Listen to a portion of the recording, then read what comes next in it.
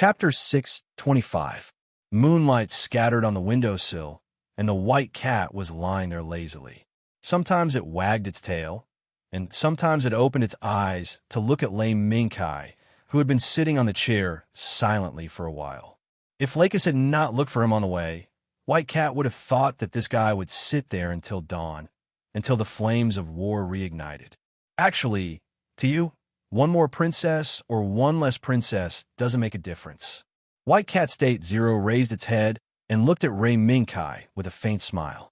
Ray Minkai shifted his gaze and looked at White Cat State Zero. His gaze was deep, but there was a trace of sadness in it. This made White Cat State Zero slightly stunned. Only then did he realize that his guess was wrong. Ray Minkai's silence did not seem to be because Amy entrusted Carrie to him. Suddenly, White Cat State Zero had a flash of inspiration. It thought of a person, a man who was similar to Amy. Fiat Hainst, Sayus Empire's old marshal. He was also Ray Minkai's chief instructor when he was a knight trainee in Sayus Empire. His catchphrase was, "It's time to hand over the era to the youngsters." During the time of resisting the invasion of the Abyss, during the fortress battle before the fall of the imperial capital, this old marshal, who always had a catchphrase on his mouth, decisively led the remaining old subordinates to personally send lame Minkai and a large number of young seed knights who had just obtained the qualification to be promoted out of the fortress. After that, they perished together with the enemy who invaded the fortress. Recalling these deep memories, White Cat State Zero suddenly understood Ray Minkai's feelings. Amy, Fiat's old marshal, when the country was facing the crisis of destruction, the actions taken were so similar and so moving. Minkai, White Cat State Zero's gaze wavered a few times. Just as it wanted to speak, it was stopped by Ray Minkai. "I understand. State Zero, the dead cannot be resurrected. Besides, this isn't Sovin's hometown." Ray Minkai turned his head and looked at the bright moon outside the window. On the night of the fortress's explosion, the two bright moons in the sky seemed so beautiful. Half an hour later, Ray Minkai stood in the empty park and looked at the pool that was still spraying water according to the control program. He was quietly waiting for something. Click! A deliberate sound of footsteps was heard. I didn't expect that on the night of the war, Sir Knight would have the leisure to ask a girl out. Under the moonlight, Lund Mira Sahak, who was wearing luxurious clothes, stood on the other side of the pool with a smile. She looked at Ray Minkai, who was opposite of her, and laughed softly. "No, he just thought of some things." "Mira." Ray Minkai lifted his gaze slightly and looked at the deathly silent yet brightly lit ruined city. "Something." Like Ray Minkai, Lund Mira Sahak also looked at the city that was bustling a few days ago. "If you want me to save those old bastards, I refuse." Lund Mira Sahak seemed to have sensed Ray Minkai's intention of calling her out, and decisively rejected Ray Minkai first. "Save?" Unexpectedly, Ray Minkai raised his eyebrows, sneered, and asked Lund Mira Sahak, "Why do you think I would save them?" Lund Mira Sahak seemed to be interested. "Isn't it because me Nara Asha entrusted his silly daughter to you? That's it?" "Oomph. You underestimate me too much." Lund Mira Sahak, "I have already rejected me Nara's request." "How can that be?" "But I got the news that you promised Jamie Nara Asha." "That's just me Nara's smokescreen.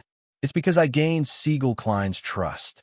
It's also because I'm not from Zaf's side, nor am I from Earth Union's side. At the same time, I have the support of the Klein faction." It was not hard to guess why Lund Mira Sahak received such news. Perhaps this was why he was called the Lion of Awe by the international mainstream. Beneath his seemingly upright appearance, Minara was a national leader who skillfully used all kinds of political methods. Lund Mira Sahak's expression changed several times before she gradually calmed down. "It seems that some people are already dissatisfied with our Sahak family's actions of leaving Ob." Before the attack on Ob began, Lund Mira Sahak had secretly begun to shift the Sahak family's power, and it was as if she wanted to leave Ob. It was no wonder that some people were reluctant to leave Ob and did something that went against Lund Mira Sahak's wishes. However, Ray Minkai had another opinion. "Mira, I know that the Sahak family's dream is to openly stand on the international stage. However, do you think that the Sahak family wants to stand on the international stage in the name of the Sahak family? Or stand on the international stage in the name of the Sahak family? This question stunned Lund Mira Sahak. Ever since the establishment of the United Arab Emirate, the Sahak family, as the existence of the dark side of Arab, had always wanted to stand on the international stage in the name of the Sahak family. However, they had never asked the current head of the Sahak family or the successor to achieve this goal. Although this question was simple, it still stumped the current head of the Sahak family. The Sahak family is one of the 5 major clans that established the United Arab Emirate.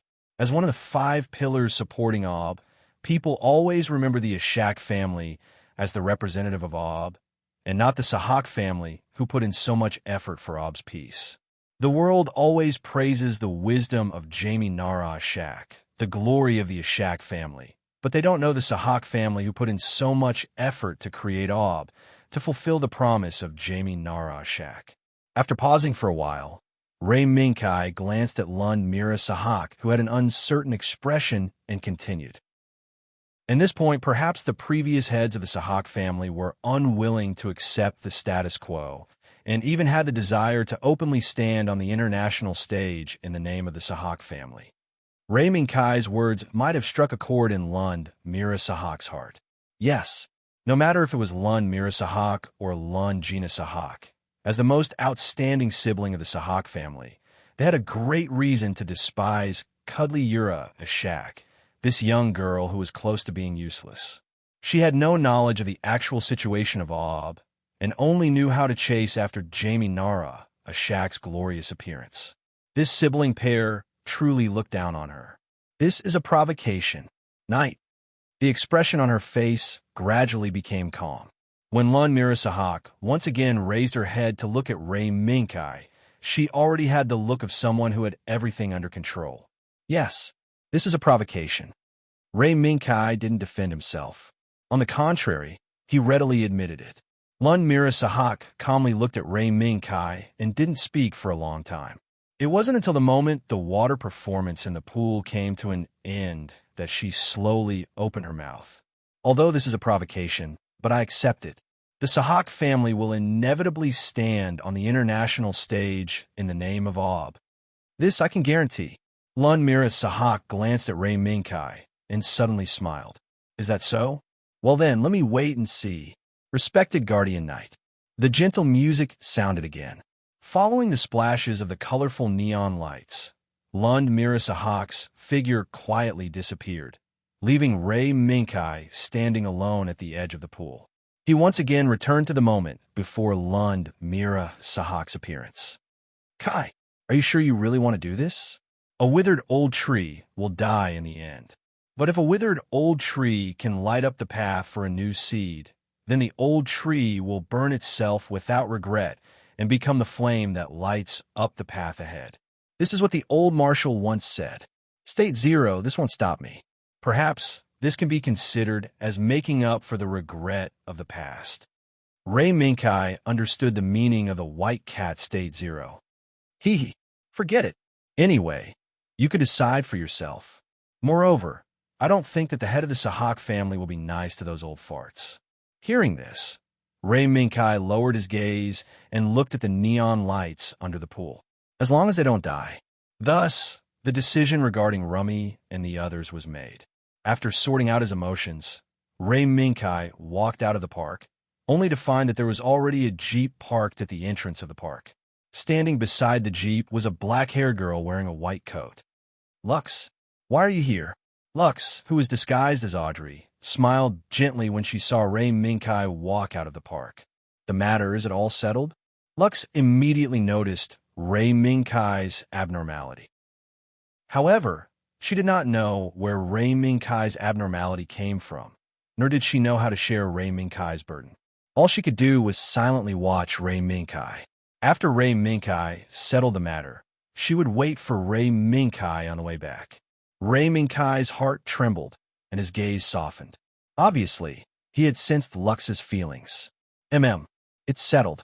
Sorry for making you worry. Lux. Let's go back. Lux turned around and opened the car door, then said, "Oh right. That Kira Yamato seems to be saying something to his friends." Hearing that, Ray Minkai frowned slightly. "It's about the war?" Lux nodded. "Yes. He seems to be using Lux Klein's name to try and recruit his friends." Well, Captain Margaret and Major Mu also chatted with Kira for a while, but they didn't show much interest. In the name of Lakis Klein, Lakis had a strange expression on her face when she said that. As the real Lux Klein, her name was being used by others to spread some ideas. And these ideas were obtained from the fake Lux Klein, who was impersonating herself. Should we stop him? If Lux wanted to, she had plenty of ways to stop Kira from secretly recruiting others. No, that's it. Now what we should do is to end this war. We'll talk about the rest when we get to the universe.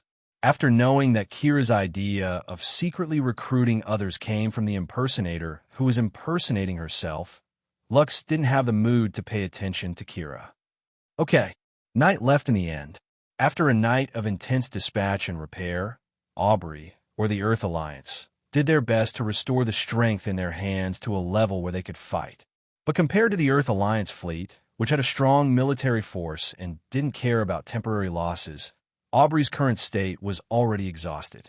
Moreover, when the battle started, Archangel, which was the core force of the battlefield, was not in the battle sequence. Instead, it stayed in the dry dock, receiving temporary modifications in order to smoothly rush into space. Captain Margaret, Lieutenant Commander Mu, and Neger are staying on the Archangel. Free Gouda and Holy Accord Gouda are escorting Archangel and the Grass Terrier that will take off later. On the screen was Ray Minkai, who was ready and sitting in Gouda's cockpit. Margaret looked at the young man who was actually leading Archangel's operation and nodded slightly. Understood. Archangel will take off at full speed after firing the positron cannon. Free Gouda and Holy Accord Gouda have to pay attention to the launch time of the Grass Terrier. If you miss it, it'll be difficult to return to space. Roger. Then, Captain Margaret, I'll see you in space. After ending the communication with Margaret, Ray Minkai and Lux connected to each other's communication at the same time. Kai, let's meet in space. Lux pointed to the top of her head and smiled slightly. When the time comes, Father will also come to space to meet us. Ray Minkai nodded. Understood. Then, I'll see you later. The communication ended. All that was left was to welcome the attack of the Earth Alliance. In the sky, the moment black dots that were rapidly growing in size appeared, Free Gouda once again launched the 5-color cannon. Boom! In an instant, hundreds of sparks bloomed in the airspace in front of Free Gouda, representing the reigniting of the flames of war. Kira, keep up. Under Ray Minkai's command, Free Gouda charged forward. In order to buy time for Archangel and Grass Terrier to successfully take off, Ray Minkai had to suppress the attack of the Earth Alliance fleet on the main island of Orb. The battle has begun. In the control center of the Bright Night Mass Accelerator, Himi stood up silently as he watched Free Gouda charge toward the enemy. Unexpectedly, a sudden wave of dizziness almost made him fall to the ground. Just as he barely held onto the table in front of him and supported his body, he heard a chaotic and rapid sound. Oh, looks like it's working well. Take them all away. As he fell into darkness, Himi seemed to have heard the voice of Lund, Mira Sahak. Chapter 626. In front of the overwhelming fleet was Freedom Gouda and Holy Accord Gouda. Other than that, there was nothing else. Ob, you don't have the strength to defend against our attacks anymore. Humph, that took a lot of effort. Lars Mutta Yazzie sneered. After intense emergency repairs, interdiction, and forceful seizure, Calamity Gouda had been repaired. However, as their pilots, Shunny and Kroth's injuries would not affect them from continuing to fight, but Calamity Gouda's pilot, Olga, was in a much more serious condition. From the moment he was rescued and sent to the operating room, he had not been able to come out of the operating room until now. Along the way, Lars Mutta Yazzie had received multiple notices of critical illness. Although the surgery was still ongoing, Lars Mutta Yazzie had already marked Olga's death in his heart. Although he's a tool that can be discarded at any time, Now that there's a problem, it still affected my arrangements. Lars Mutta Yazzie looked at forceful Gao standing on the deck and was thinking about something. After losing Calamity Gao as a firepower support, the MS team built with the 3 roaches as the center also lost its effectiveness, but they still occupied the first position of the attacking force. Forceful Seizure, under the escort of the fleet, quickly swept across the sea, the beach of Aub Island, and the sky above the city, heading straight for the other island where Huey was. The empty city and the front line did not make the reinvigorated Vanguard fleet and forceful assault Dagger MS team feel relaxed. On the contrary, the pressure piled on top of them increased as the front line advanced. Everyone knew about the performance of Freedom Gauda and Holy Accord Gauda yesterday, especially when facing Freedom Gauda's forceful assault Dagger, as well as the Vanguard fleet that was continuously shot by Freedom Gauda's colorful cannons. The MS pilots that survived Freedom Gauda's sword and the Vanguard fleet that survived Freedom Gauda's cannons were all afraid of the dead silence in front of them. The more they could not see Aub's remaining forces, the more it meant that Aub had gathered all his remaining forces in Huey. It also meant that Freedom Gauda, which had become a nightmare in the hearts of many Earth Alliance pilots, would also be there waiting for the Earth Alliance to attack. That was the Grim Reaper. The huge fleet and the MS did not give the pilots a sense of security. On the contrary, it made them think that the aircrafts they were piloting were just iron coffins that would disappear in the blink of an eye. Among these pilots who had all sorts of thoughts in their minds, there was a similarly angry face in the cockpit of the Gundam that was always at the front of the army. "Where's that guy? Where's that big lion?" Shane's voice was almost hoarse, and his face was even more horribly distorted. "If you can't see him here, then he should be a Huey." "Shane, Lars has told us not to destroy Huey." Despite being angry, under the threat of punishment, Croth, who barely retained a trace of rationality, reminded Shane. "Who cares about that? Olga is already dead." "Croth, even if we are in the operating room, Olga, isn't it our fate to be brought out wrapped in a bag?" Shane roared in grief and indignation, recalling the scenes they had seen during their training. As the test subject of the Earth Alliance's forbidden experiment to target the regulators, Shane had personally seen people who walked into the operating room alive but came out wrapped in a bag. Yes, Olga is dead, but we still have things to do. Different from the other pilots, they had the thought of revenge for Olga and also for themselves. In the sky, there was the familiar light of the colorful cannons firing in unison. Under its terrifying power, no matter what kind of attack, it was unable to penetrate even a little bit. What was left was only the remnants of flames and steel corpses that kept falling from the sky. "The attack is coming. Kira, since you have chosen to stay here, then do your best to protect Archangel." "Understood." Kira's eyes flashed a few times, but in the end, he obeyed and flew above Archangel. Below, the temporary modification of Archangel was also gradually coming to an end. In just a few more minutes, Archangel would leave the port and launch positron cannons to provide acceleration for Archangel to escape gravity and rush into space. During this period, it would naturally be covered by Free Gauda and Holy Accord Gauda. The fleet could be handed over to Free Gauda to handle. And Snatch Prohibit. What about Calamity?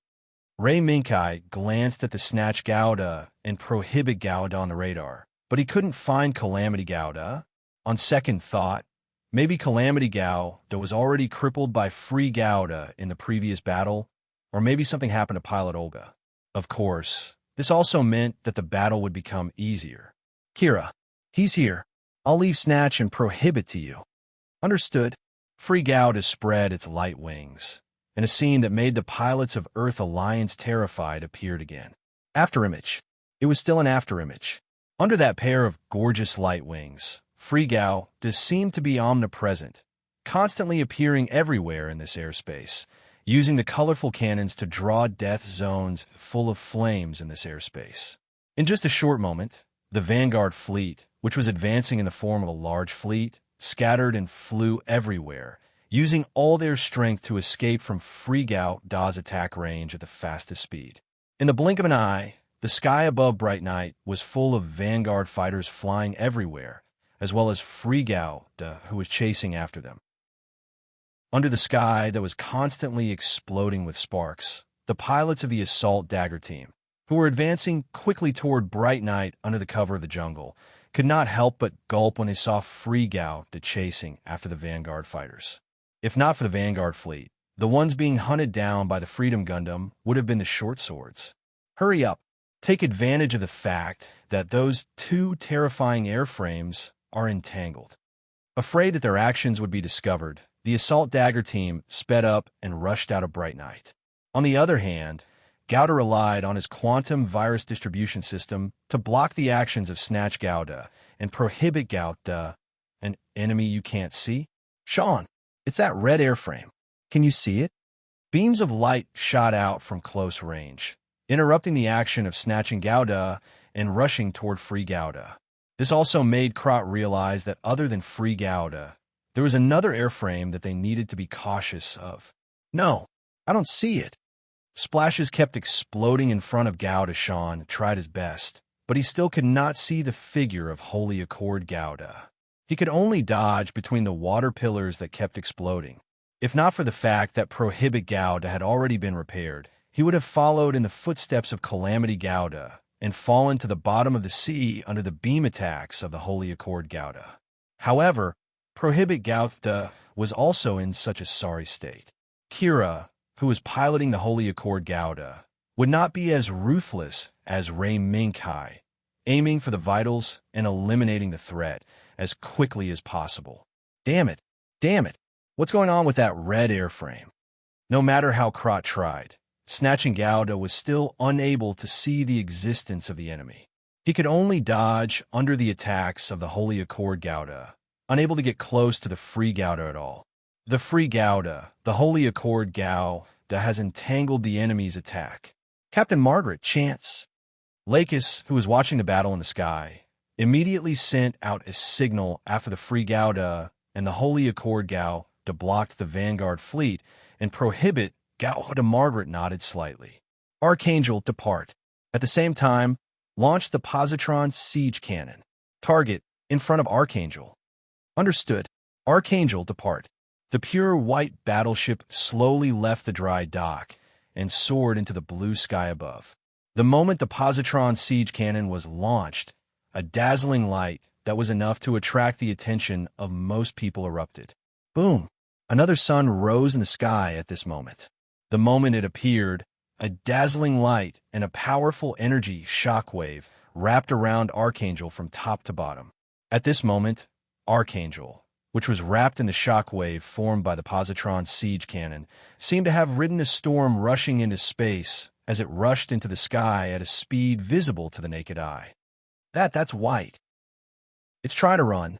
As soon as Archangel appeared, it was discovered by the Earth Alliance fleet. Surprised, the Earth Alliance fleet, who was afraid that the other remaining forces of Aub would do the same, gave the order to attack on the spot.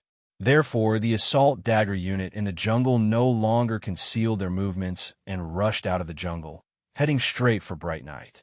Moreover, behind the assault dagger unit, armored vehicles carrying the special forces that were the main force to seize the facility followed closely behind. Kai! Below, there's an MS approaching Bright Night. Lei Minkai shifted his gaze, and, as expected, he saw the armored vehicle that was being protected by the assault short swords charging out of the forest. Freedom Gouda, who was chasing after the Vanguard group, flapped its wings and flew down to the jungle below like a meteor after a feint. At the same time, the colorful cannon that buried countless Vanguard fighters changed its target and locked onto the assault dagger unit that rushed out of the jungle. Boom! Boom!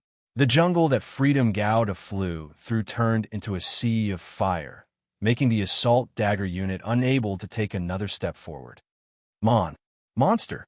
Looking at the sea of fire that buried many of their companions in the blink of an eye, the assault dagger unit that had not rushed out of the jungle stared blankly at Freedom Gouda, who flew over the jungle. The huge disparity in strength quietly tore a gap in the hearts of these surviving pilots. Night! While dealing with the MS unit that was trying to attack Bright Knight, Ray Minkai suddenly received a communication. Mila? N. The matter has been settled. Goodbye. Goodbye. Amidst the farewell, the Grasstail unit appeared on Bright Knight's launch pad. Kira, quick, let's retreat. It was time to evacuate. Bright Knight, which had lost Uzmi and the others, would still explode as the Grasstail unit rose into the air.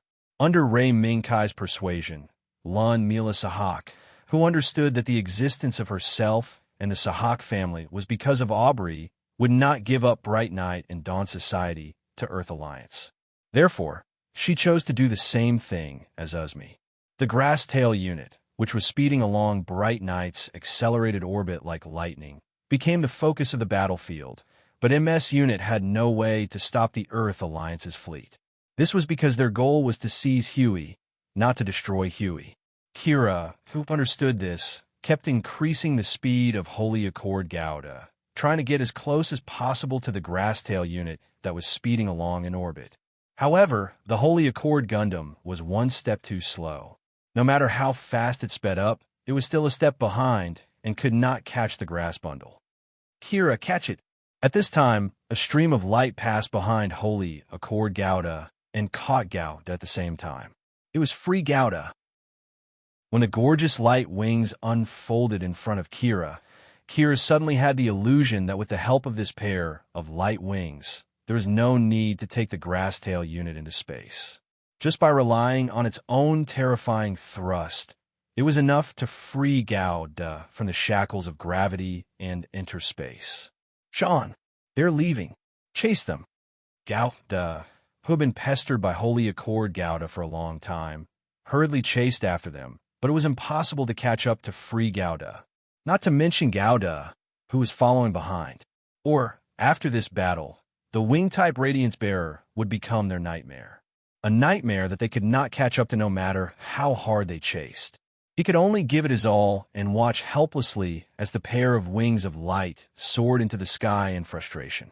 And this sense of defeat did not end when the Grasstail unit took free Gouda and Holy Accord Gouda into space.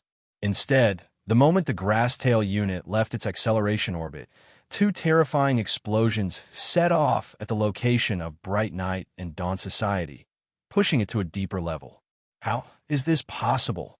Lars Mutayazi stared blankly at the two lights that blew Bright Knight and Dawn Society into the sky.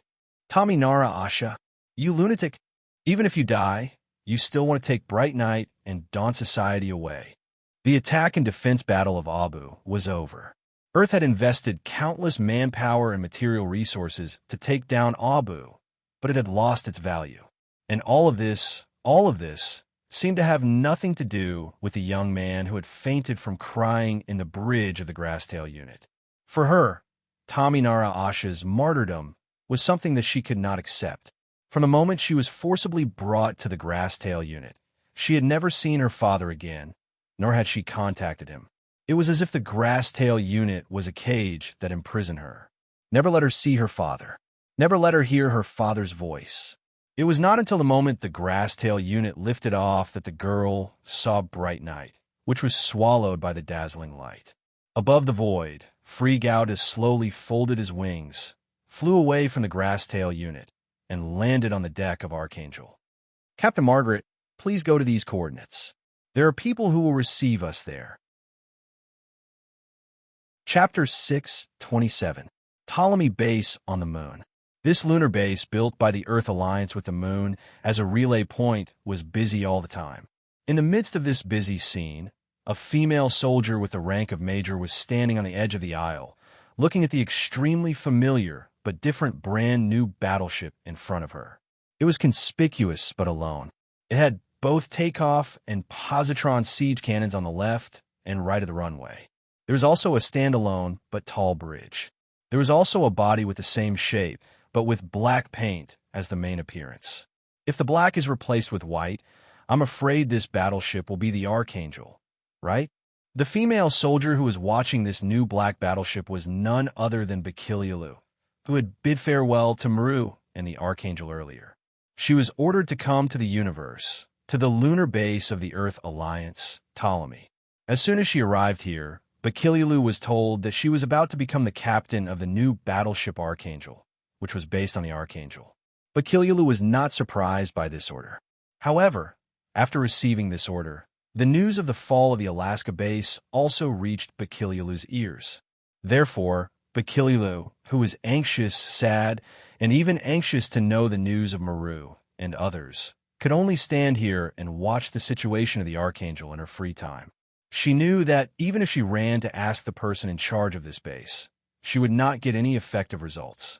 From the official news, the situation of the Asla base revealed a strange feeling from beginning to end. How could the Cyclops system, which was used to develop deep space mineral deposits, appear in the Alaska base, deep underground where the headquarters of the Earth Alliance was located? This question was not what Bakililu was wondering at the moment. After the fall of the Alaska base, Bakililu accidentally bumped into a man who was protected by two soldiers. And this man happened to be the man who had lost contact with the Archangel for a long time, the commander of the 8th Fleet, Hal Barton, who had been promoting Plan G. At that time, compared to the surprised Bakililu, Hal Barton was much more casual. After he nodded slightly to Bakililu, he left under the escort of the two soldiers. At this moment, Bucky Lulu suddenly turned around and saluted toward Halberton's back. "My apologies." Former member of the Archangel, Natale Bajaluru, greets the Admiral. In addition, report to the Admiral. As they had lost contact for a long time, there was important information on the Archangel that needed to be submitted to the Admiral in person. "We await your instructions, Admiral." Buggy Lulu's sudden attack not only stunned Hal Barton, but also startled the two soldiers behind Hal Barton.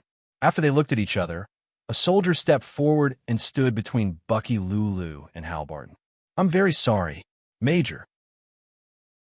Looking at Bucky Lulu's somewhat absent-minded appearance, Hal Barton smiled slightly and casually teased the situation. "No, Admiral, you must be joking."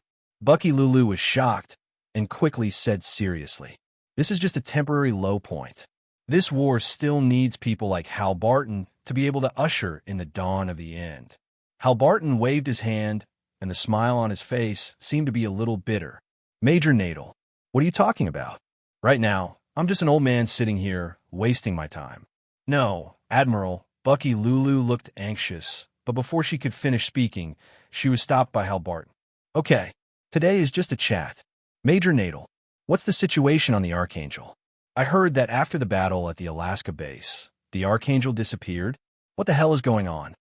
As a person under house arrest, Hal Barton had very few channels to get news from the outside world. The latest news he could learn was that the Archangel disappeared after the battle in Alaska. "Admiral, you still don't know?"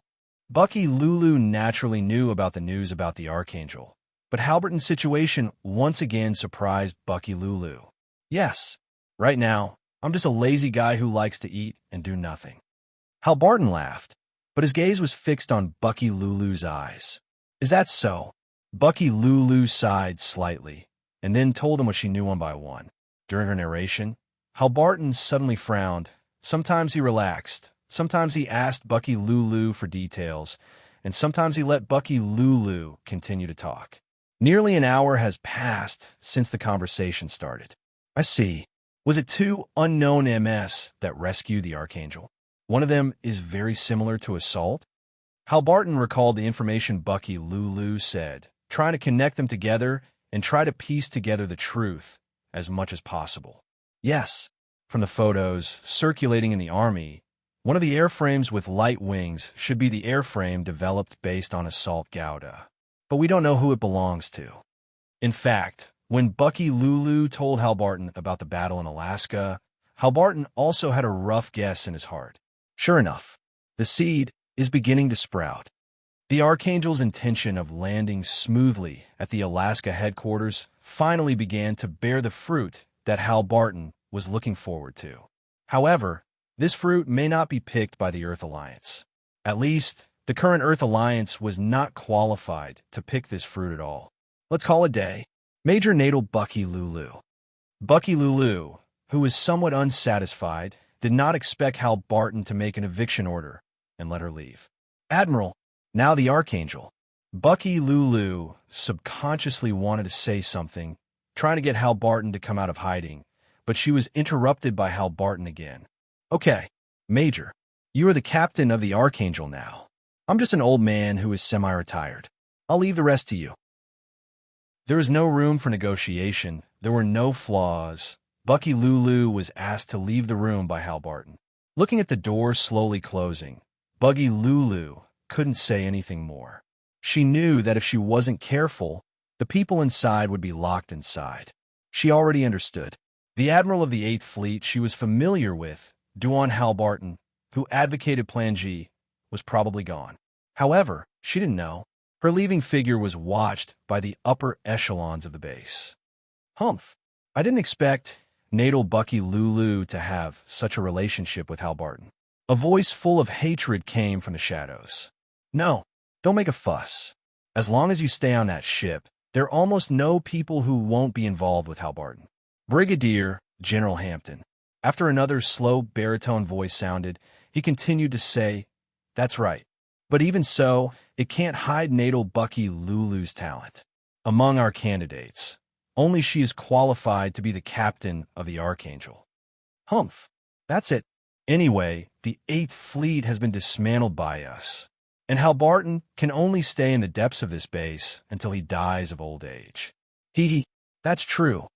The Hal Barton they were talking about already knew his fate. No, it should be said that when the Archangel successfully landed in Alaska, the confrontation between the 8th Fleet and the subfleet led by Kreutzer ended, and they returned to the lunar base. Hal Barton already understood his fate. However, in this fate, Hal Barton had a feeling. That was, he would not end up as unbearable as those people thought, as long as he persevered until a certain moment in the future. Aubrey has fallen. Tominara Asha also seems to have died.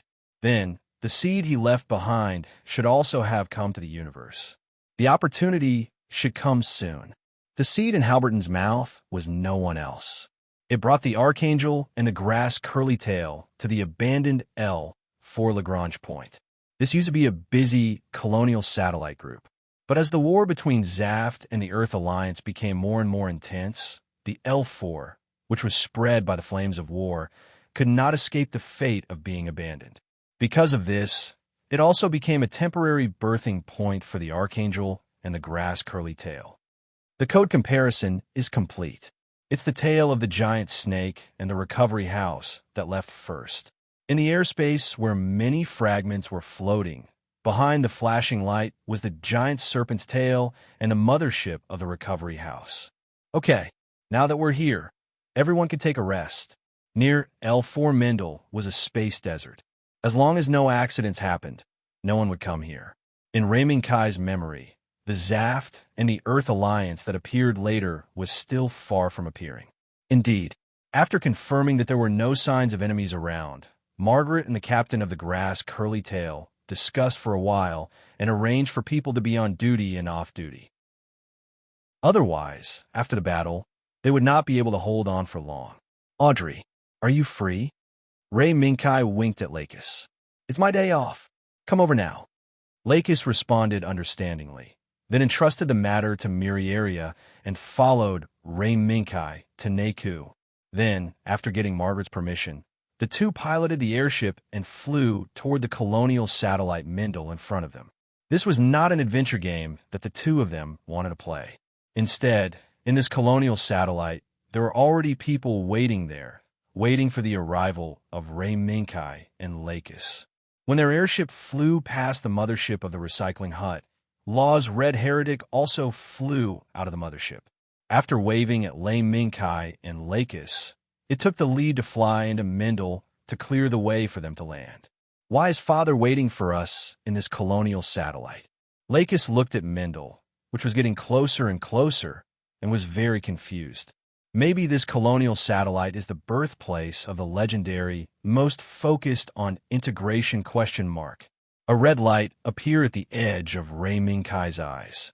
It was the Holy Accord Gouda. Like Ray Minkai and Lakis, its destination seemed to be Mendel. Chapter 628. Siegel Klein. He escaped from plant and followed Ray Minkai Toab. After meeting Mummy Nala Ashar, he returned to the universe with the help of Jemingard and the Ring of Atrium, and waited for the arrival of the two.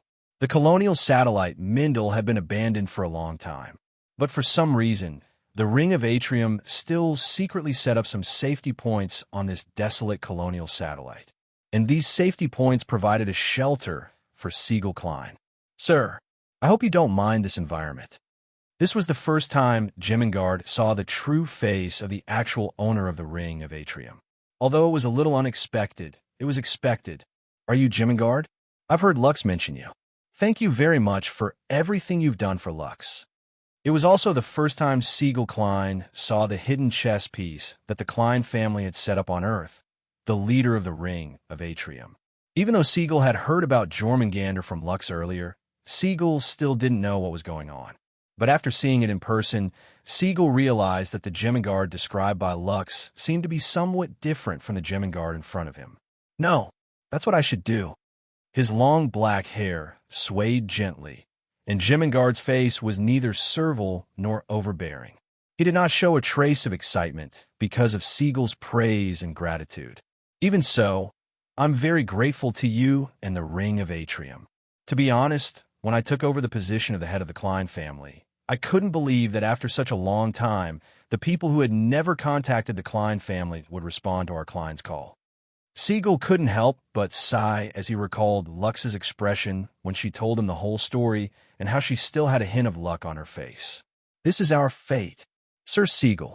Also, if you want to thank us, you might as well thank Ray Minkai. Perhaps it's because of his existence that we're able to contact Miss Lakis. Siegel was stunned for a moment before nodding. Ray Minkai, I heard that you, the Scandinavians, call him a knight? Jemingard quickly raised his gaze and glanced at Siegel, whose expression had changed.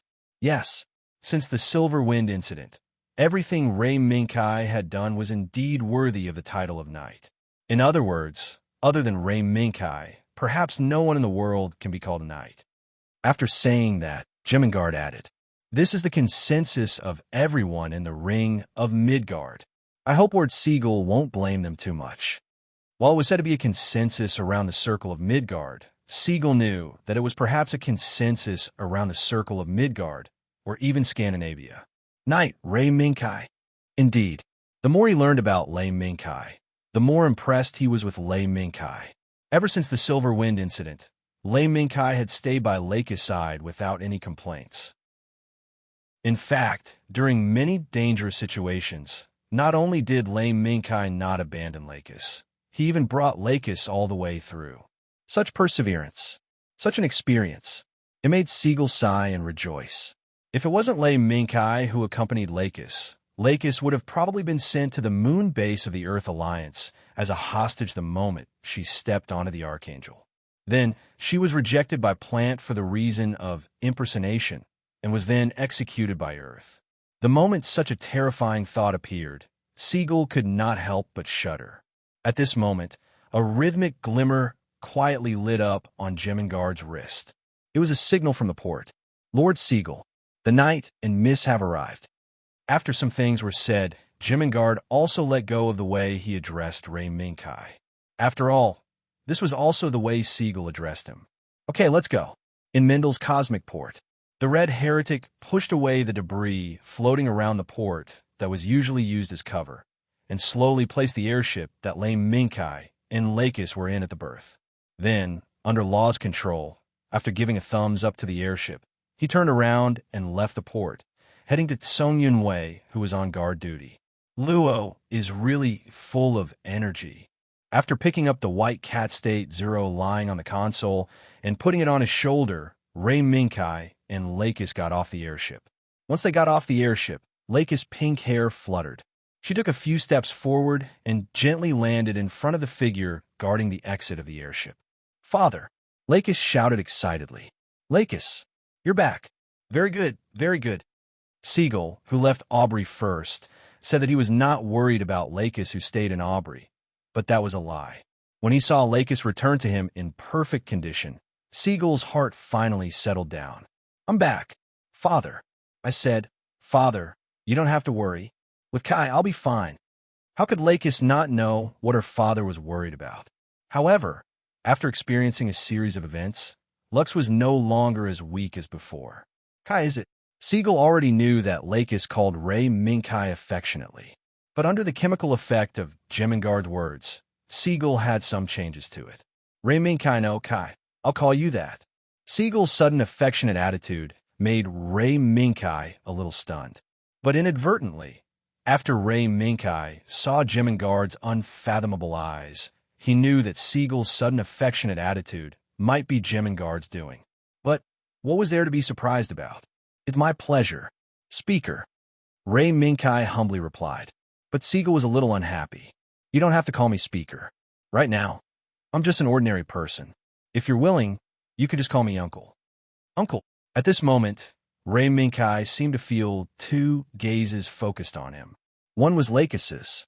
She was waiting for Ray Minkai's permission. The other was Jemingard's. She seemed to be very satisfied with the result in front of her. As expected, Ray Minkai nodded and replied with a serious expression. Then, I'm sorry for being presumptuous. Uncle Siegel. At this moment, Lakis smiled, as beautiful and moving as 100 flowers blooming.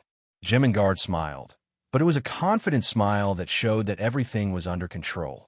Not long ago, on the Archangel that was heading to Colonial Satellite Mendel, Kira, who had finally reunited with his friends, fell into a dilemma. The appearance of Ray Minkai and the free Gao that gave the Archangel, which was abandoned by Earth, a backbone. Even if Ray Minkai had already revealed the truth that he was a deserter from Zaft, the people on the Archangel, led by Maul and Mu, had already regarded Ray Minkai as their leader. This put Kira in a difficult position. Before setting off, LH-033 had discussed with Kira how to make use of more power to realize his own ideas, his own ideals. And the Archangel that Kira once stayed on naturally became the best choice LH-033 recommended to Kira. But at the end of the day, Kira realized that the best choice he and LH-033 thought was the worst choice. Whether it was Maul, Mu, or Kira's friends Dole, Kaz, and the others, they had all made a choice. And this choice was not Kira himself. It was easy to imagine how uncomfortable Kira felt after realizing this. In desperation, Kira suddenly remembered what LH-033 specifically told him before he boarded the Holy Accord Gauta. If you have any doubts, you may be able to get answers from the Colonial Satellite Mendel. Coincidences came so cleverly. When Kira was in a difficult situation, LH-033's advice was so cleverly realized in front of his eyes. Kira, who also set off from the Archangel, but entered the spaceport on the other end of the Colonial Satellite Mendel later, walked down from the Holy Accord Gauda and landed in the port full of wreckage. Is this it? Is the answer Lux was referring to in here? When a light lit up from the flashlight in Kira's hand, the young man's figure was drowned by the wreckage floating here. Deep inside the Colonial Satellite Mendel, in the depths of a dilapidated and seemingly empty building, there was a light that represented human activity. In the dim light that seeped through the gap, a mobile bed that was being pushed by several people in white coats quickly passed through the dim tunnel. The sound of the mobile bed moving quickly also echoed in the passage, stimulating the ears of the humans in this passage like the roar of a ghost. However, other than the few people in white coats who were pushing the bed, this ghost-like roar didn't affect the girl lying on the moving bed in the slightest. Then, under the illuminated red light, the mobile bed was sent into a room of unknown use. Leader, the results of LH-033's examination are out. From the examination data, our technical flaws can be said to have been fixed. LH-033's genetic chain is very stable and did not collapse due to rapid growth. In other words, as long as the leader is willing, we can perfectly replicate the leaders of the world and make them obey the leader's banner. Pon! A loud slap suddenly came and resounded in the room, attracting everyone's attention. Shut up. All of this glory does not belong to me. It belongs to Miss E. It is because of her participation that our technical flaws can be fixed. We can successfully expand our influence to plant. All of this is brought about by Miss E. Standing in the middle of the hall, a woman with long hair and a beautiful but incomparably cold face looked coldly at the subordinate who was slapped dizzy. "Come, drag this arrogant man away." "Yes." In the dark, two burly men with gas masks around their waists stepped forward and dragged out the unlucky fellow who had flattered the horse. As for his fate, he was naturally thrown into a protein recycling furnace. Leader. LH-033 has awakened. He seems to want to meet with the leader. The woman who was called the leader pondered for a moment, then nodded and agreed to this request. Not long after, LH-033, who had changed into casual clothes, sat in front of the woman. Both sides were sizing each other up. "What a perfect masterpiece of my clan." LH-033. "Speak. Why do you want to see me?" Leader of clan, Maltese. "Now, Kira Yamato might have come to Mindle. He and I have an agreement." The woman called Maltese by LH-033 was actually the leader of the mysterious organization clan hidden behind the librarian, Maltese. At the same time, she was also the enemy that the former leader of clan, Matthias, wanted to eliminate. LH-033's words made Maltese frown. The colonial satellite, Mindle, was not the traditional territory of clan. Instead, when their hometown was exposed, they had no choice but to migrate to this colonial satellite that had been abandoned for a long time.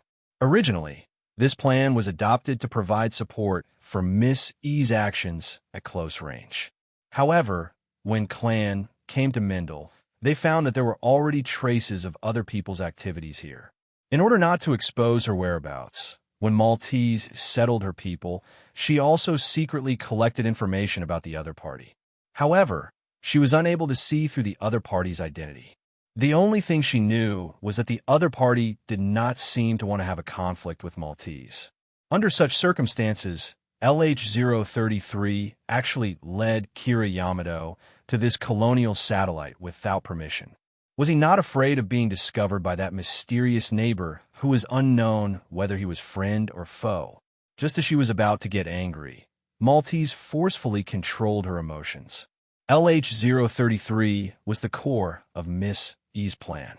There could not be any mistakes. Under this premise, Maltese could only choose to temporarily suppress her anger. "I'll get someone to bring Kira Yamato over.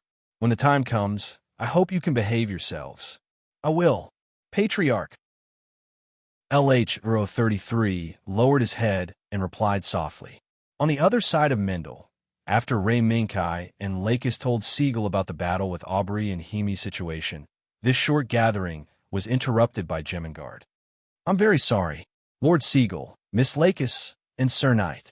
In fact, a guest has been waiting for a long time. I really couldn't bear to let the guest wait any longer, so I had no choice but to remind the three of you. I hope the three of you can forgive me."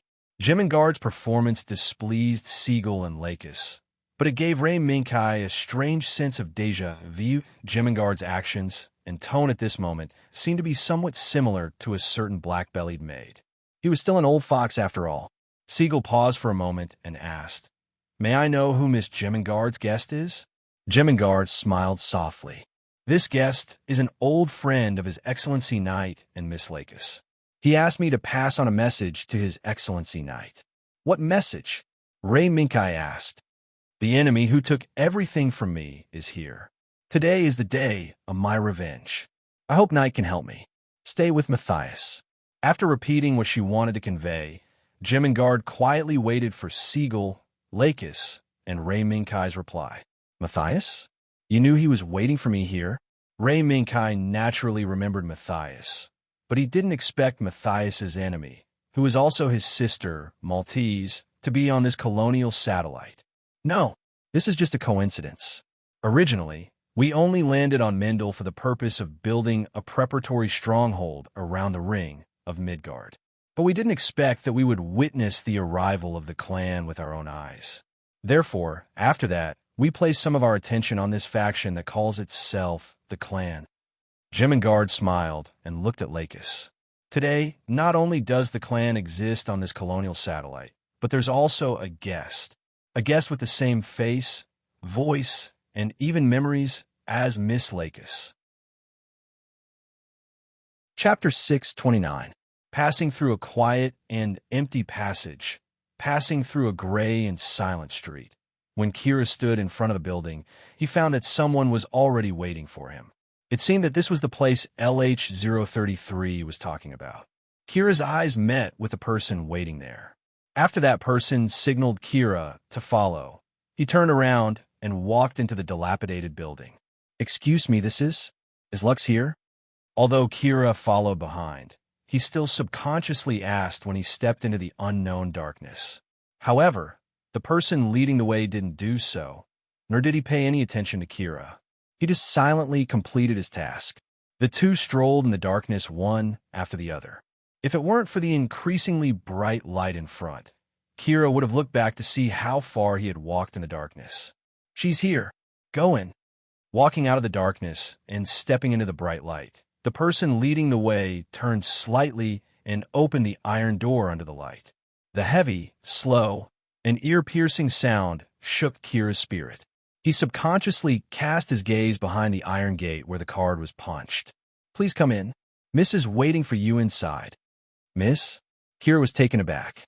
Could it be Lux Klein? Under the confusion, there was a trace of eagerness to see a certain figure. Amidst Kira's anxious footsteps, he stepped into the open door. At that moment, a warm aura enveloped Kira. A gentle voice sounded in his ears. In front of his eyes was the warm furniture and the pink girl who was sitting on the sofa and slowly pouring black tea. "Lux?" Kira was pleasantly surprised. He didn't expect the miss mentioned by that person was really Lux Klein.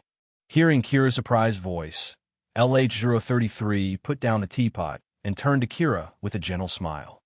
"Kira, we meet again. Come, why don't you try the black tea I made?" Before Kira could react, a fragrant wind blew in his face. A gentle touch wrapped around Kira's right hand. Then, he instinctively followed the owner of the gentle touch. An intoxicating voice.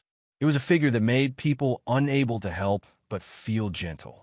Every time he appeared in front of Kira, Kira couldn't help but want more tenderness. "Come, sit down first." LH033 noticed Kira's change, but he didn't say anything. "Lux, how did you get here?" The aroma of the black tea did not intoxicate Kira. His attention was still on why the girl in front of him had appeared on this abandoned colonial satellite. "It's just a small inspection."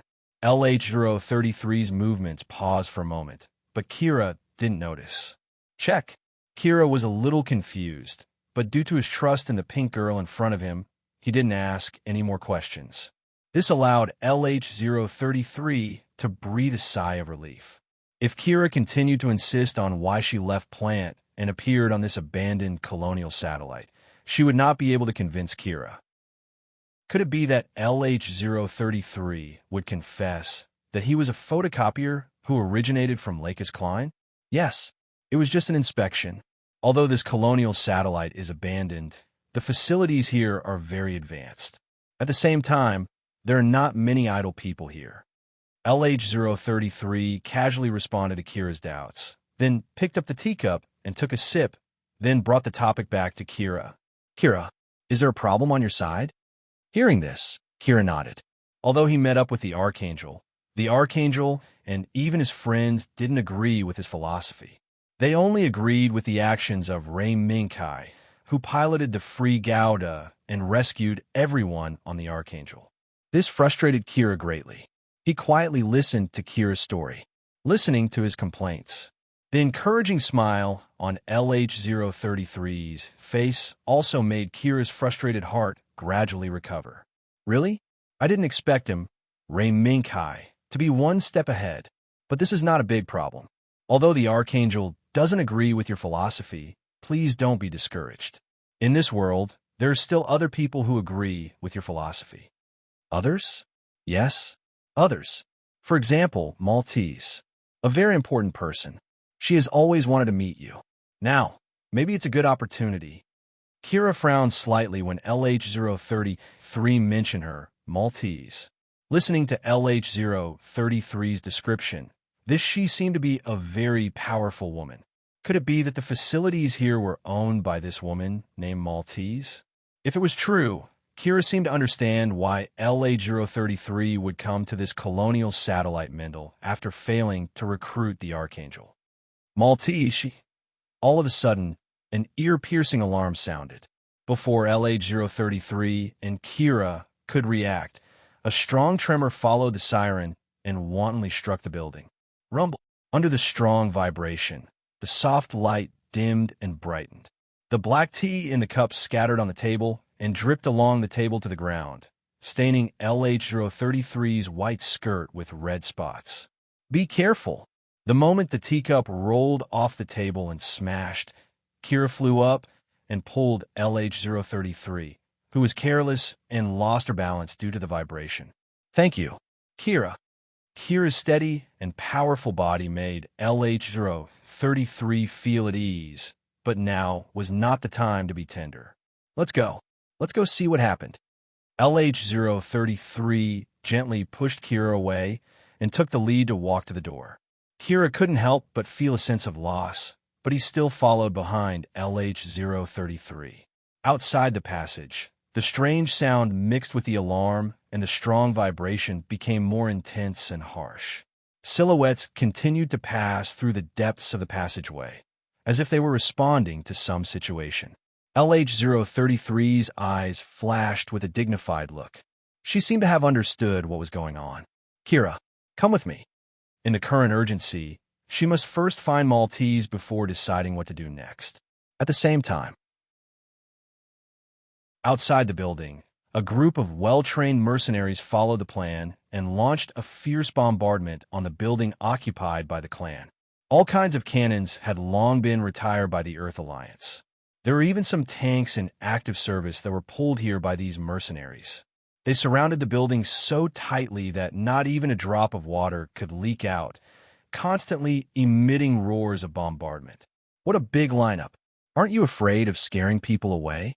Jemingard crossed her arms and said with interest, No, I know Maltese. As long as I appear here, she will never escape. Beside Jemingard was Matthias, who had met Ray Minkai before.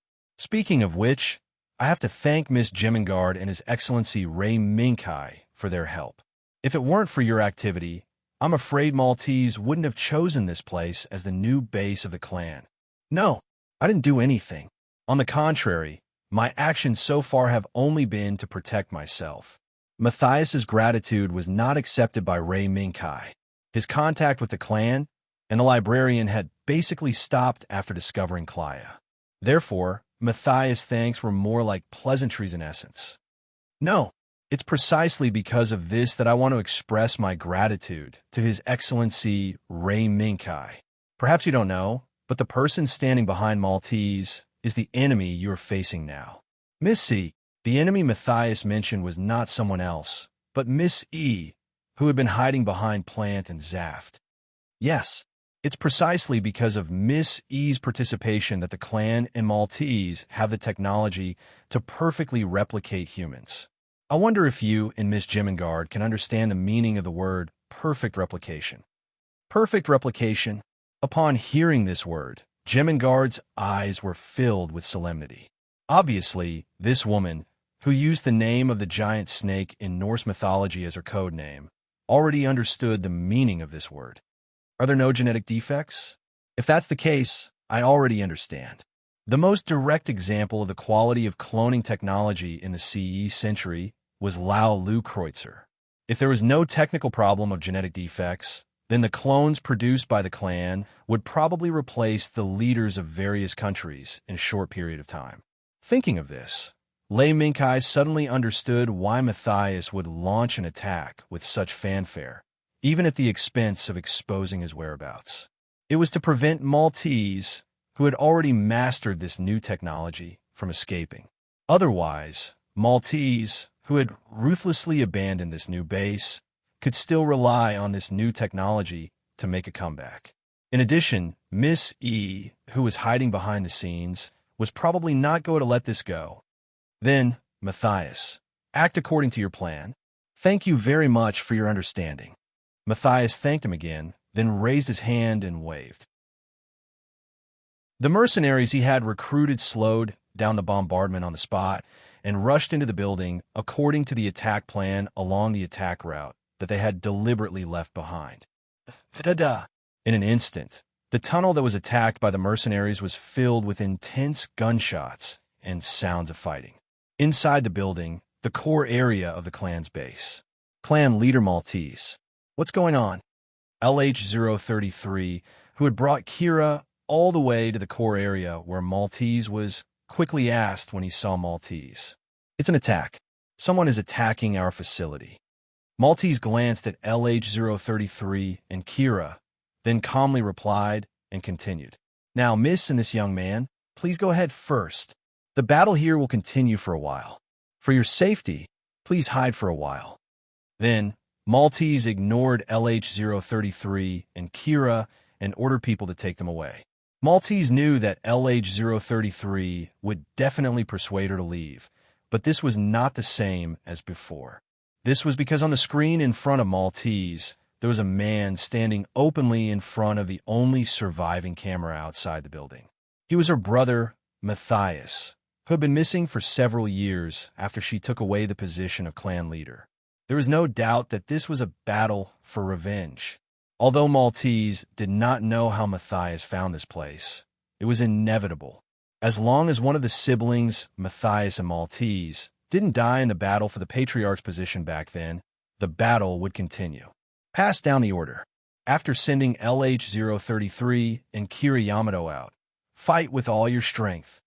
Yes. Before leaving the room, Maltese coldly looked at Matthias on the screen. Come, brother. In the end, a clan is not something you can control. Compared to the previous bombardment, the battle inside the facility was more intense and tragic. In the narrow space, guns, grenades, and even the swinging of blades during close combat had become the main characters of this battle. The mercenaries who crawled and rolled in the pile of corpses relied on their own ability and experience to continuously push forward, approaching the core area of the clan.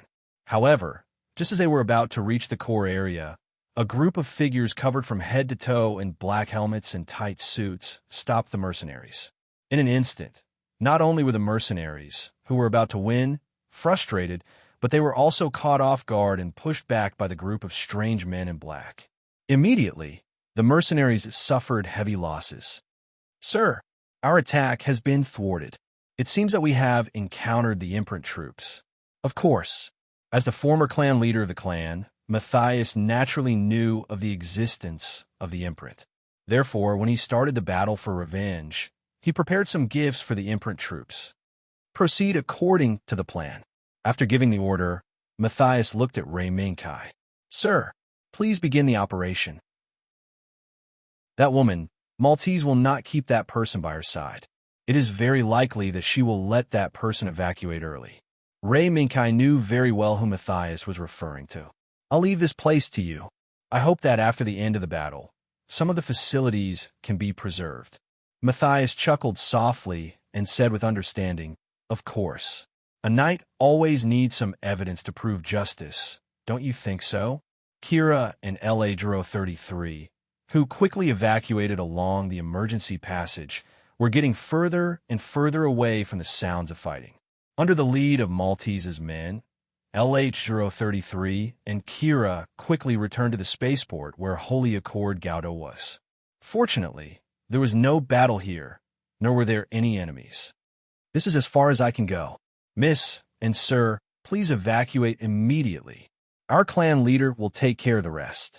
After Kira and LH-033 nodded, they entered Holy Accord Gauda's cockpit together and prepared to evacuate. However, when Holy Accord Gauda was activated, a communication from the Archangel came. Kira, where are you? I heard that there was a battle in the colonial satellite, right? It was Miriaria's anxious voice. After all, they were good friends. Even if they did not accept Kira's philosophy, the bond between friends still existed. Kira and LH-033 looked at each other and picked up the communication. No, I'm fine. Now, I'm preparing to return to Archangel. Is that so? That's great. Before Miriaria finished speaking, the image suddenly shook a few times. As the image shook, a black-haired girl appeared in front of Kira. Kira Yamato, is there a guest in Holy Accord Gauda's cockpit? The black-haired girl was Lux Klein, who had returned to Archangel first and was waiting for Ray Ming-Kai's signal. Oh, Audrey, is there such a... Kira, who subconsciously agreed, suddenly remembered that LA-033's identity was Lux Klein from Plant. Even though Kira didn't fully admit it, Lakis chuckled as though she was a young girl who wanted to make new friends. Is that so? I wonder if Kira can introduce this new friend to me? As she spoke, Lux suddenly came to a realization. Right. Before making new friends, what I should do is introduce myself, right? Then, under Kira's shocked gaze, the black-haired girl on the screen put her hands together and softly chanted, "In the name of Visser." A colorful stream of light appeared out of thin air and dissipated. Amidst the dissipating multicolored light, soft pink hair and a delicate face appeared.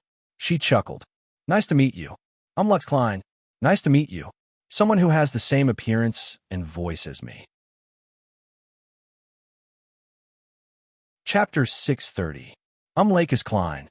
The sudden announcement of her identity stunned everyone present. Lakis Klein.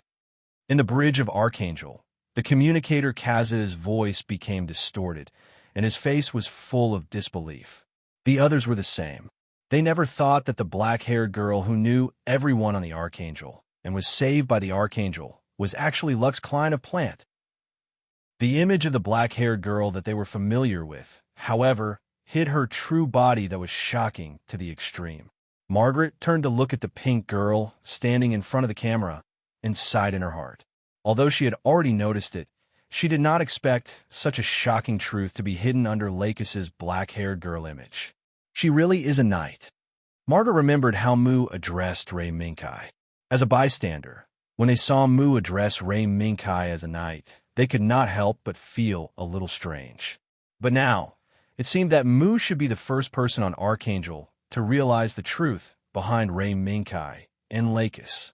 On the bridge, everyone's shocked expressions were all seen by Lakis. But she did not retreat because of this. This was the inevitable result. No matter how perfect Audrey Britannia's black-haired girl image was, it could not replace Lakis's true appearance. Answer me. You have the same appearance and voice as me. Why are you here? Why? Why did you take everything from me? Lakis took a step forward and looked at the two people's faces that had been transferred to the main screen. Kira Yamato and the pink girl sitting in her arms. Shock. Unacceptable. In fact, there was even a trace of panic in his frightened eyes.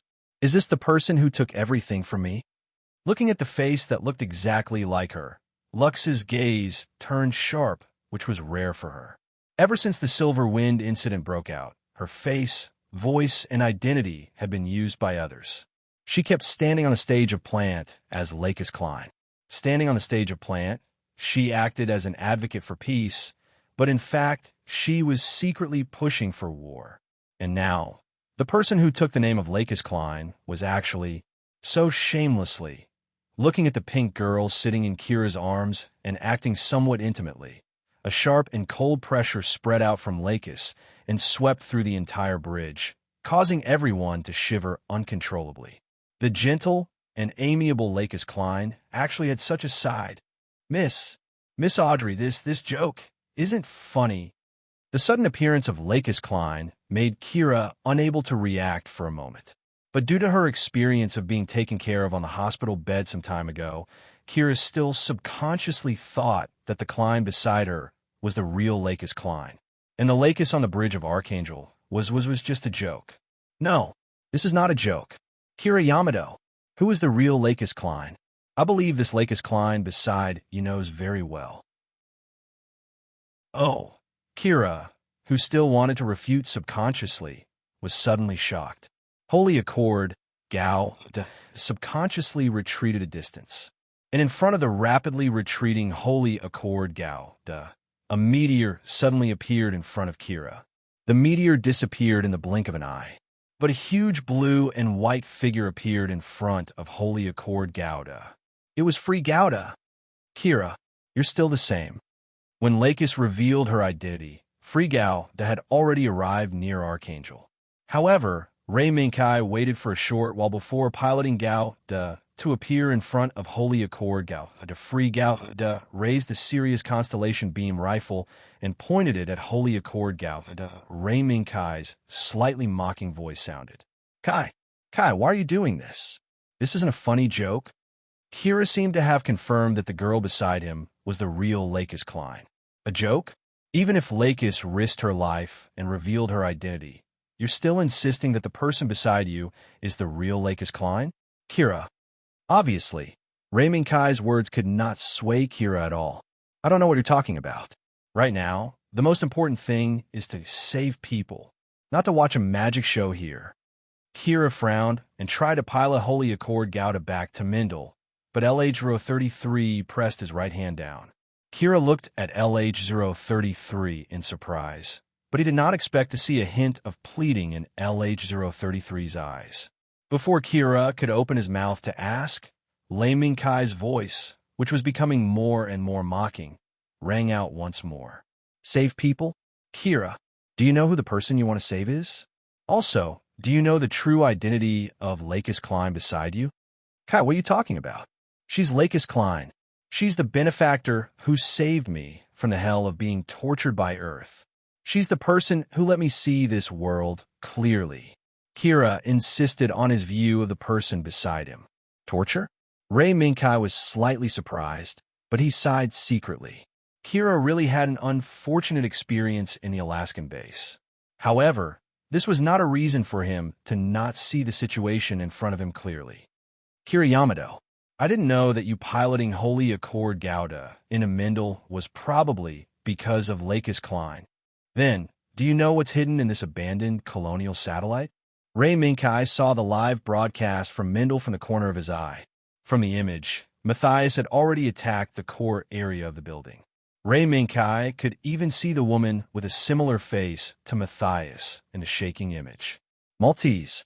Her appearance undoubtedly solved the mystery of why the Lakis Klein beside Kira would appear here. Why did Kira pilot Holy Accord Gouda into Mindel alone? Kira, let's go. Ray Minkai's eyes that seemed to have seen through the truth made LH-033 feel scared. Although she could not know the situation in Mindel, from Ray Minkai's expression and words, Maltese probably could not hold on for much longer. Don't worry, we'll be fine. LH-033's little hands, which were gradually trembling, grabbed Kira's right arm and begged Kira to take her away. A hint of uneasiness flashed across Kira's heart, but he suppressed it in the next second. No, we'll leave here immediately. Kira, that person, I don't want to see her. On the screen, Lakis' sharp gaze made LH-033's psychological defense collapse quickly. Yes, even if they had the same face, voice, and even memories, LH-033 was still not the real Lakis Klein, nor would she ever be the real Lakis. Her face, her voice, her memories, they were all stolen from Lux Klein. She did not experience Lakis Klein's memories from when she was young, nor did she experience Lakis Klein's efforts from when she was learning to speak to when she was singing the sounds of nature. All she had was the instinctive actions that had formed since she opened her eyes, the actions of Lakis Klein.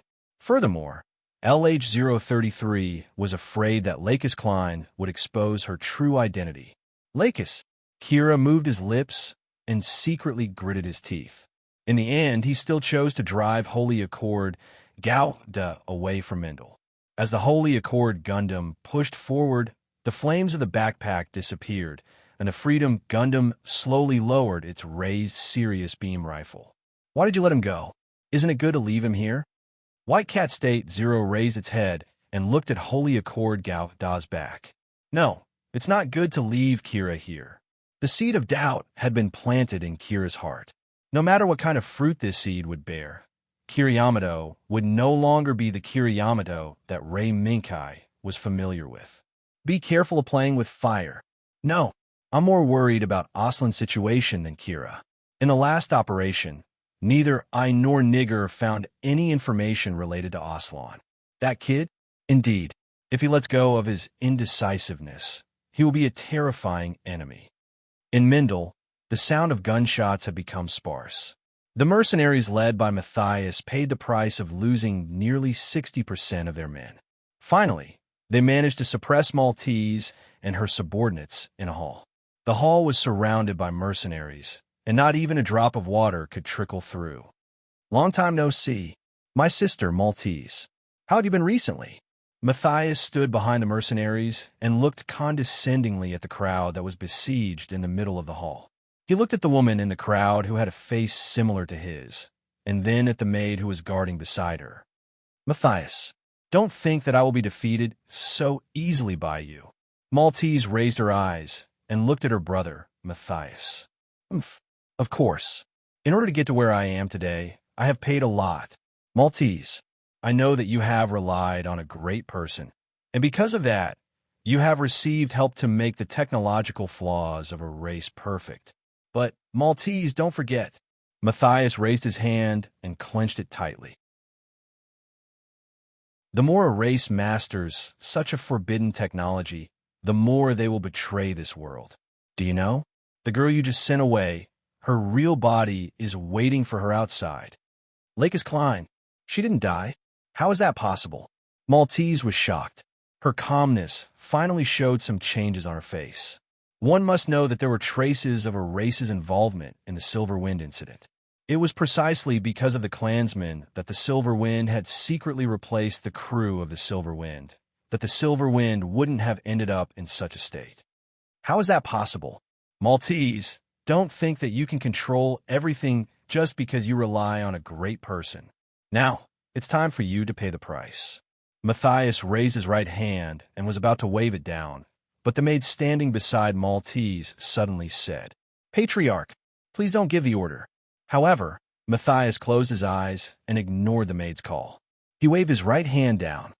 Da-da-da. In the blink of an eye, the hall was filled with fire and gunshots. Amidst the flickering firelight, Yi-Ching amidst the gunshots that sounded like beans exploding, amidst the blooming of blood-red flowers, Maltese, the maid standing beside her, and the subordinates who followed Maltese, all fell into a pool of blood. It's over. The gunshots gradually subsided. Matthias' cold gaze swept across the pool of blood and stopped on Maltese's pale face that had been frozen for life. Maltese, I hate you for stealing my position as patriarch, but you let me see the world clearly. From then on, the internal strife of a race might have ended just like that. However, this was far from the end. Those were photos taken from inside Mendel, from a race's facility, those culture tanks that still contained failed products, and those pieces of paper that recorded cold and ruthless data, all of which surprised the people on the Archangel and the Grass Fiend that entered the facility later. Standing on the empty balcony, Margaret's stomach was still in a tumbling state.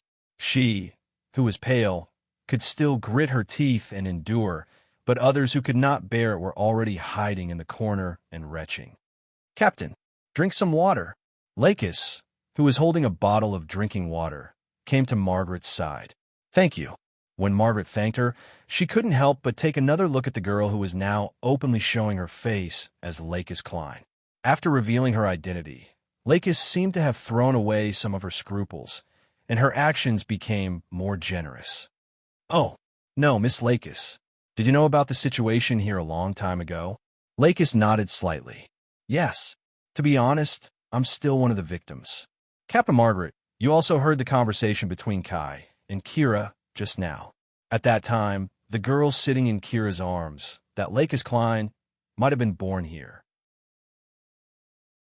Lakis lowered her gaze and looked downstairs at Ray Mingkai, who was communicating with her father, Siegel Klein. Imprinted people? I didn't expect there to be such crazy people in this world. Malu unscrewed the lid and took a sip of water to make her tumbling stomach feel better. One must know that the impact of what he saw inside the facility just now was too great. To be able to persevere until now, she could be considered to have a strong endurance. Lakis nodded slowly. Kai once said that humans will always lose themselves in the process of pursuing power. Therefore, they will do all kinds of unimaginable things, and even do crazy things without hesitation to destroy themselves. Captain Margaret, Perhaps this is what we need to do next. This war, I hope. Lakis, who was watching Ray Minkai and Siegel, gradually became determined. No, I must stop this war. Captain Margaret, can you help me? Margot shrugged her shoulders and sighed slightly. After seeing those things, I feel that if I don't do something, I might have nightmares at night. But I need to go back and talk to everyone on the Archangel, as well as Captain Zasaka of the Grasshopper. As they spoke, Margot suddenly teased Lakis. After all, I'm not like you, Princess Lakis Klein, who can have a knight charming who is always thinking of you. Chapter 631. The aroma of coffee drifted in the bridge, causing everyone in the bridge to gulp. Captain, now is not the time to drink coffee. The aroma of the coffee was too alluring, and the young adjutant couldn't help but protest. Oh, Martin, I don't understand. This is to celebrate the successful completion of our first voyage, isn't it? A hearty smile hung at the corner of his mouth as he held the aroma of the coffee in his hand. The man who had been missing for a long time, known as the Desert Tiger, seemed to be implying something. This isn't the way to celebrate the success of the first voyage. Besides, the SS Eternity hasn't even set sail yet. Martin couldn't help but break out in a cold sweat. The great name of the Desert Tiger was extremely resounding, whether it was in the Earth Alliance or in Zaft. In order to complete this infiltration and seize the SS Eternity, they had spent a lot of effort to successfully seize the ship. Now, they were only one step away from success. That was to drive the SS Eternity away from Plant Zaft Base and head toward the colonial satellite Mendel to meet up with Ray Minkai, Lakis, and the others. Why isn't it like this? No matter how mellow the wine is, I have no interest in it. So, I want to use my own method to celebrate the first voyage. Is that not okay? After the Desert Tiger raised his cup, he turned his head to look at the woman sitting at the side of the table. Aisha, don't you think so too? The woman who was called by the Desert Tiger turned her head and replied helplessly, Andy, if you continue like this, once the SS Eternity activates, the coffee in the cup will fly everywhere. The Desert Tiger was taken aback for a moment before he burst out laughing. Ha ha, that's true. That's true. The next destination of the SS Eternity is not a place where you can enjoy your coffee. That being said, the Desert Tiger raised his cup again and pointed it at the large closed gate in front of him. To Her Highness the Princess. Cheers! The bitter, slightly hot black coffee slid down his throat. The Desert Tiger tossed the cup aside and picked up the microphone on the chair. This is the bridge. I'm Captain Andy Butterfield. Now, this ship will make the final preparations. Repeat, I will make the final preparations. This was an order, and, at the same time, a secret signal. The soldiers who had infiltrated the ship with the Desert Tiger raised their guns and chased the Zaft soldiers who weren't on their side out of the ship. Naturally, the changes within the SS Eternity could not be hidden from the control center. The SS Eternity. SS Eternity. What happened over there? Many soldiers had suddenly retreated from the SS Eternity. SS Eternity. Please reply if you get it. Desert Tiger shrugged when he heard the command center's call. He then nodded at Aisha. Aisha understood and connected to the control center. This is the SS Eternity. Now this ship is about to make its first voyage. Repeat. This ship is about to make its first voyage. Pausing for a moment, the corners of Aisha's mouth curled up. If it's possible, could I trouble you to open the door for the SS Eternity? After all, I don't want this port to be temporarily shut down. Aisha's words stunned the control center, but the well-trained staff changed the password on the spot. Captain, the gate password has been changed. Martin yelled loudly. Bartfield sighed and gave Aisha a reproachful look. Under her "it's not my fault" look, he raised his hand and gave the order. SS Eternity. Activate the main cannon. Target the door ahead. Unfortunately, we didn't want to do this, but if we continue wasting time like this, we will miss our agreement with the princess and the knight protecting her. The moment the orders were given, the SS Eternity's main cannon, the beam cannon, began to hum as it aimed at the door blocking the SS Eternity's path into the endless expanse of space. SS Eternity, please stop all attacks immediately. Please stop all attacks immediately. Otherwise, we will execute everyone on board for treason. Seeing the SS Eternity ready to fire its beam cannons, the command center became nervous. They couldn't help but use their most threatening words to stop the SS Eternity from firing. Treason? It seems to be very serious. What do we do? At first, Butterfield revealed an awkward expression. Then, he clapped his hands as if he had suddenly realized something. That's right. The man known as the Desert Tiger is already MIA on Zaft's list. Then, the current Andy Bartfield isn't considered Zaft, and he isn't even considered a member of Plant. If that's the case, he can't be convicted of treason. Tis TSK. Martin, don't you think so? Bartfield's twisted argument left Martin at a loss whether to laugh or cry, but he didn't know how to respond to his captain's words. Sigh. Aisha. Looks like our adjutant Martin doesn't know how to liven up the atmosphere. Bartfield saw his adjutant's dumbfounded expression and sighed. Suddenly, he said with a serious expression, SS Eternity. Main cannon. Fire. Wong. In the next second, under the despairing eyes of the control center staff, the SS Eternity's main cannon fired, blasting the door blocking the SS Eternity at close range. The powerful explosion not only destroyed the door, but also threw the control center into chaos. They only had enough time to issue a warning to the patrolling Ysalius outside Plant. Amidst the explosion, the SS Eternity tore through the thick smoke and rushed into space without any hindrance. At the same time, it revealed its existence without reservation. The warning came from a control center. Thick smoke rose from a port, and that unfamiliar warship with peach-red paint. It immediately attracted the attention of the Ysalius. However, by the time the Ysalius reacted to the SS Eternity's sudden attack, the SS Eternity had already used its high speed to escape from the Ysalius pursuit range. Captain Kreutzer, should we give chase? The Ysalius CIC was stunned and subconsciously asked. They naturally received the warning from the control center. But from the current situation, the Ysalius had no chance of catching up to the SS Eternity. No, that ship's speed is incomparable to the Ysalius. Even if we give chase at full speed, we'll only be able to watch the enemy's shadow disappear before our eyes. We'll leave it to the Yakin Due defense line to deal with. Having been summoned back to Plant for a period of time, Kreutzer felt that it was great to be able to stay in Plant. He had thought that he had missed the opportunity to meet Gouda, but in reality, he had seen the SS Eternity escape from Plant. If he guessed correctly, the SS Eternity's next move would be to meet up with Gouda. When that time came, Patrick Sala would not be able to sit still. That meant that Kreutzer's opportunity had arrived.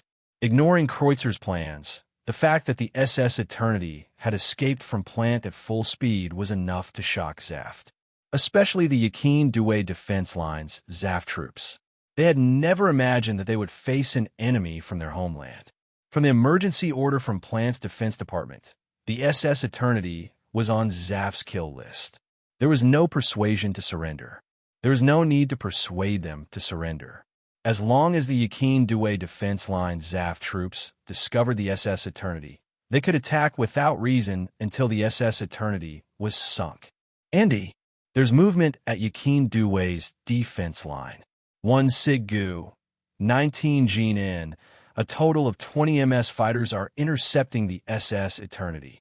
In addition, from the heat patterns and speed, the enemy seems to be carrying heavy equipment. Isha's gaze was fixed on the screen in front of her. She reported the data from the radar and her own speculations to Baltfield.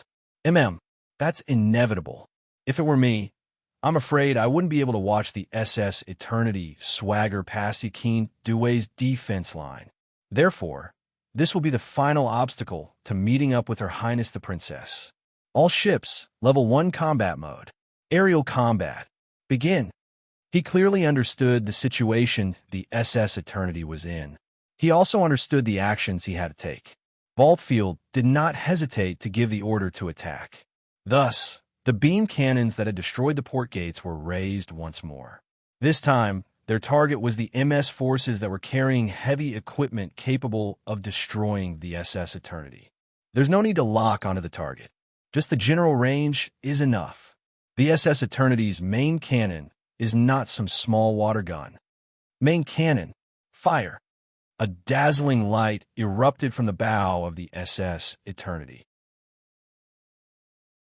In the blink of an eye, the light that split the darkness apart pierced through the MS forces that were surrounding the SS Eternity in a crescent formation.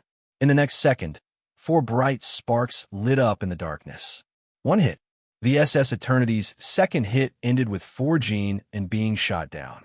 This cannon, everyone, spread out. The SS Eternity's stunning display caused the Sig-Gu pilot to be greatly shaken. Captain, the SS Eternity's left and right sides are surrounded by Gene N. Don't panic. Begin the attack. Anti-air missiles, fire. Don't miss a single MS attack. We can't let anything happen to Her Highness Dowry. The adjutant was dumbfounded once more. Martin, focus. Now is not the time to be distracted. Isha sighed and reminded Martin not to be distracted. Anti-air missiles continuously rose from the launchers and intercepted the heavy missiles fired by the Gene N. But no matter how effective the SS Eternity's anti-air missiles were, they were facing Yakin Due, an elite from the frontline fortress of the Earth Alliance Army. How to surround and destroy a warship was a common occurrence for these elites. Even if the warship they were hunting was the newest warship from Zaft, the SS Eternity, it was still the same. Under Butterfield's command, the SS Eternity not only fired anti-air missiles at full power, but also activated the automatic fire god cannons used for mid-range defense to supplement the SS Eternity's anti-air network. However, just as mentioned earlier, the elite pilots of Yakin Due were very proficient in hunting down a warship with excellent anti-air capabilities. 6 Gene N and 8 Gene N formed 2 assault squads that attacked the SS Eternity in waves. The first wave of attacks, led by the 6 Gene N, didn't care if their attacks could damage the SS Eternity. Instead, they rained down all their heavy equipment on the SS Eternity.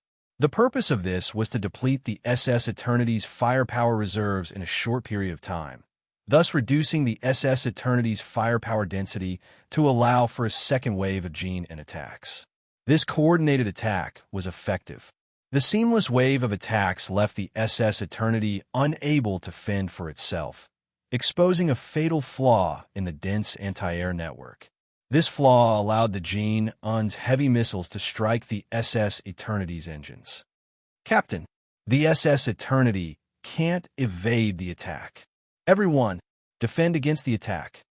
Faced with the threat of the missiles heading straight for the SS Eternity's engines, both the SS Eternity and Butterfield were out of options. They could only choose the worst and most passive option. But heaven never bars one's way. Just as the missiles were about to hit the SS Eternity, a multicolored light appeared out of thin air, like a net that blocked all the missiles that were about to hit the SS Eternity. Then, a stream of light appeared in the endless darkness. An afterimage blossomed with a pair of resplendent radiant wings. In the blink of an eye, the afterimage appeared between the SS Eternity and the Gene N troops. Whoosh! Thunderous roars seemed to resound in the void, attracting Butterfield's attention and sending King's troops chasing after the SS Eternity into the abyss of endless darkness. Boom! Boom! Boom!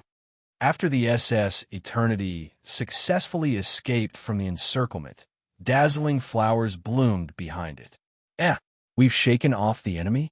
Martin, who had just recovered from the dazzling fireworks, was somewhat confused. Yes, the SS Eternity has already escaped from Yakin Due's defensive line. Butterfield let out a sigh of relief and exchanged glances with Isha. Looks like we've been saved by night again. Night. Martin was stunned. He quickly tapped on the keyboard a few times and looked at the information displayed on the screen.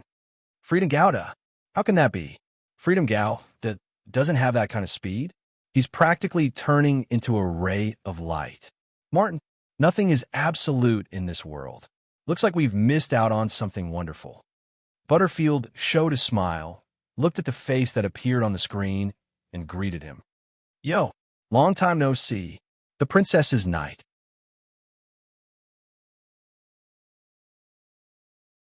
Chapter 632. After causing a ruckus at Yakin Dewey's defense line, the SS Eternity finally had a chance to rest after finally reaching Mendel's colony satellite. Martin, what's wrong today? The coffee seems a bit lacking.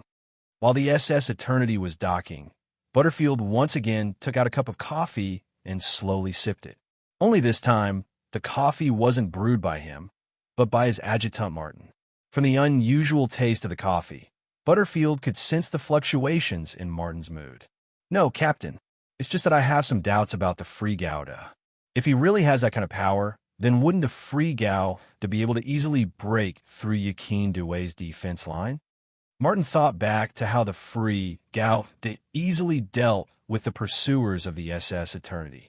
He couldn't help but think that the Free Gouda alone could break through Yakin Dewey's defense line. Just as he was thinking this, Martin was slapped by Butterfield. Idiot, what are you thinking? There's nothing absolutely invincible in this world. If one side was strong, then it meant that the other side would be even stronger. That knight's Free Gao might be strong, but from his actions, he seems to be afraid of something. Butterfield put down his cup, his gaze gradually turning serious. Although the Free Gao was here to cover the SS Eternity's retreat, Butterfield's sharp intuition told him that the Free Gao was on guard against something. Hey, forget it. In any case, I'm about to see that knight. When the time comes, I'll just ask him face to face. Outside, the auxiliary mechanical arms were slowly fixing the SS Eternity to its berth in the harbor.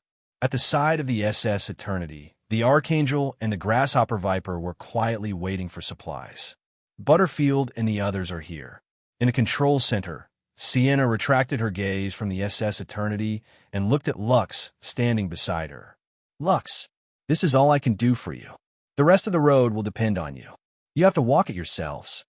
Sienna looked a little worried. He knew that with the arrival of the SS Eternity, the Klein faction in Plant, which was now under the control of Patrick Sala, was no longer the Klein faction that once dominated half of Plant. Some of the neutral factions might even join the Salam faction. Yes, Father, we have anticipated and prepared for everything. Lakis nodded slightly, responding to her father's concern with determination. So, Father, please don't worry. Sienna couldn't help but sigh at the sight of her daughter, who had become resolute and different from the weak and frail girl in her memories.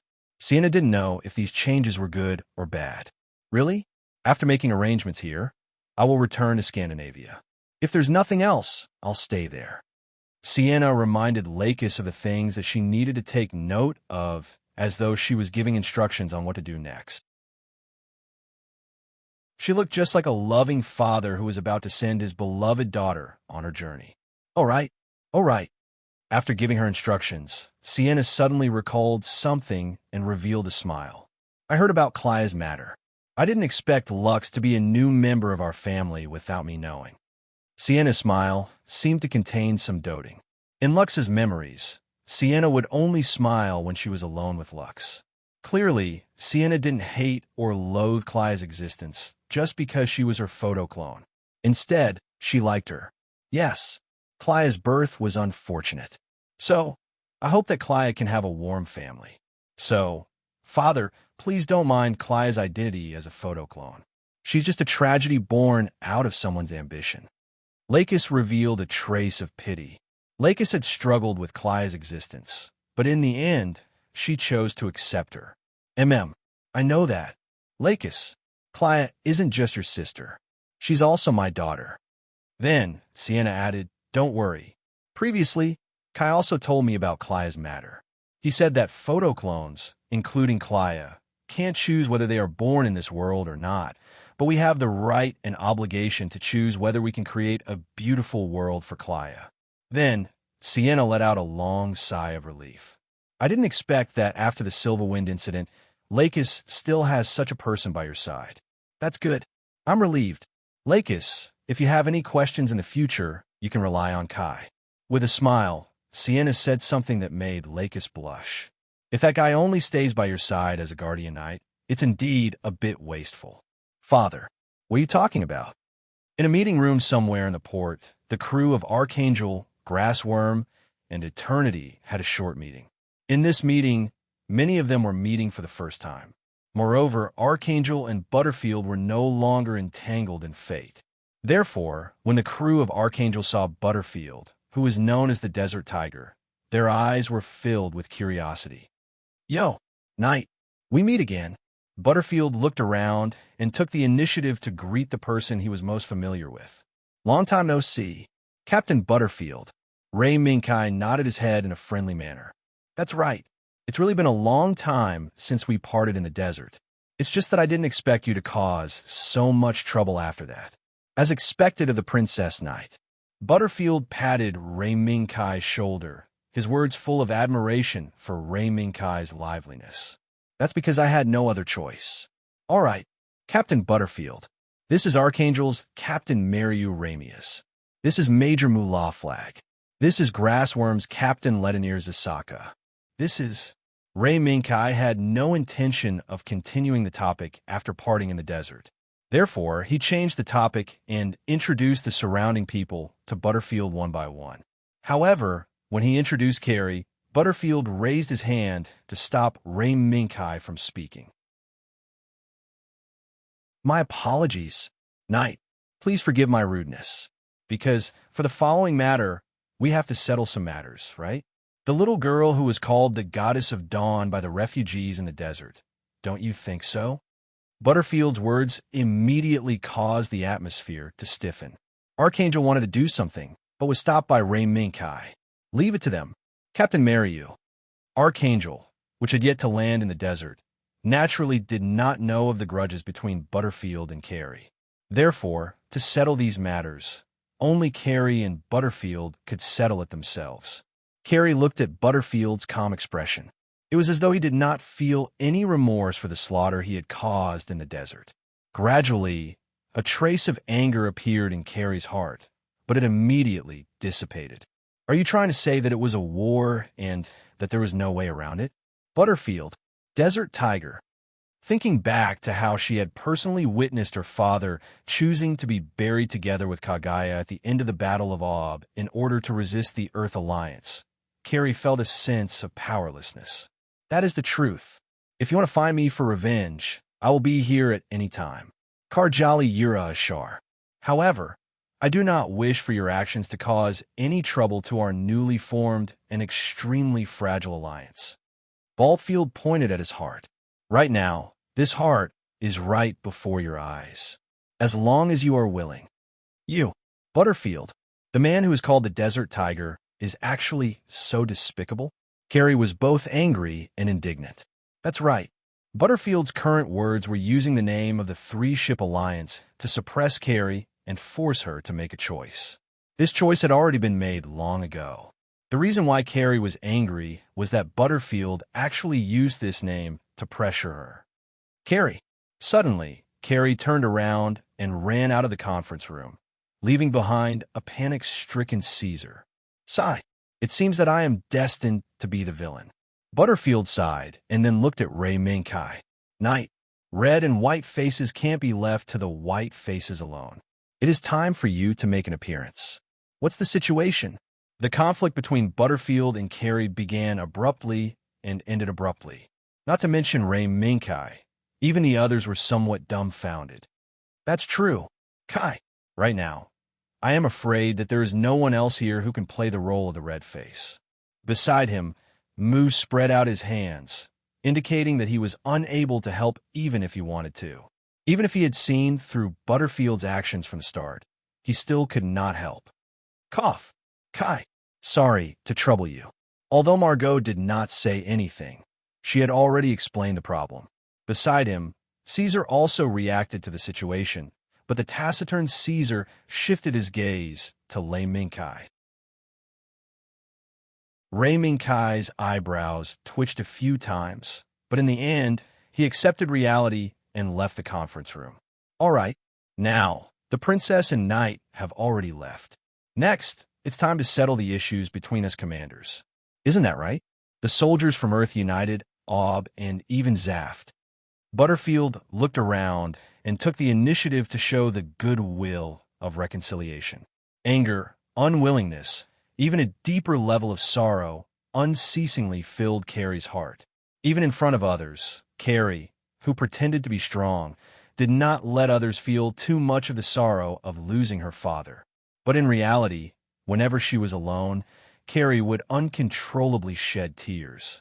If only I had been a little more hard-working, Father, Naminara Asha might not have died for the country. Damn it. Carrie lowered her head and walked all the way to the empty observation deck. She raised her right hand and viciously smashed the thick glass porthole. Bang! Fortunately, the glass porthole was thick enough and only shook under Carrie's angry fist. Although I understand your feelings, but if you smash the glass, I'm afraid you will have to crash into the deck of Grass Fiend. Carrie! Hearing the sudden noise, Carrie was stunned. Then, she saw the slightly shaking glass. She retracted her right hand behind her back and looked in the direction of the noise. Sigh, just a little girl who likes to show off. The person who came was not someone else. Instead, it was Ray Minkai, who was chased out by Butterfield, Margot Moo, and Caesar. When Ray Minkai saw Carrie's angry fist smashing the glass, he was shocked. Isn't this girl afraid of smashing the glass and crashing into the deck of Grass Fiend? With a light tap of his foot, Ray Minkai floated to Carrie's side. Stretch out your hand. What are you trying to do? Are you trying to pressure me like that bastard tiger? Yes. You're also from Zaft. Carrie refused to stretch out her right hand and stared fiercely at Ray Minkai. In the desert, I thought you could become the hero who saved the desert. But I didn't expect you to be from Zaft. And you even shot at your own compatriot. Carrie's reprimand was not unexpected. Perhaps, when Ray Minkai fired at Zaft's MS soldiers, there would be a day when he would have to face such reprimand. Yes, I won't explain anything. That was just a shot for survival.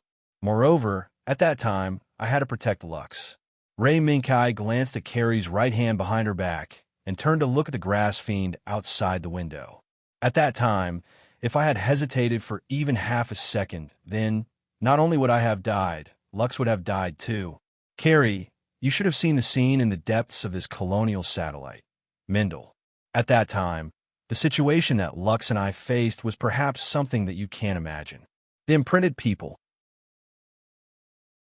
Carly's stomach still felt the violent churning of her stomach as she recalled the horrors she had seen in the depths of Mindel. Yes, everything was just for survival. But the people in the desert also wanted to survive. That's why the people in Plant also wanted to survive, right?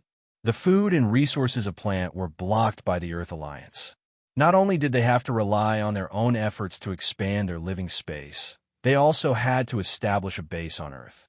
No matter what the name of this war was, in the end, it was just for survival. Lei Minkai paused for a moment before continuing. Of course, before the war broke out, the Earth Alliance that was unilaterally oppressing Plant would not do anything for survival. More importantly, the mastermind behind the Earth Alliance wanted to obtain the benefits they wanted through this war. And this mastermind was an organization called Blue Persian Chrysanthemum. This was the culprit that led to the outbreak of this war.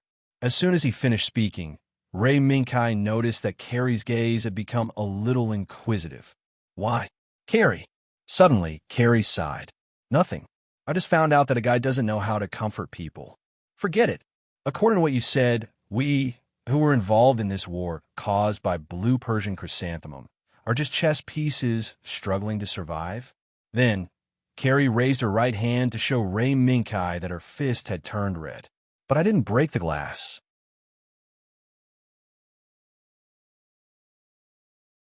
Chapter 633.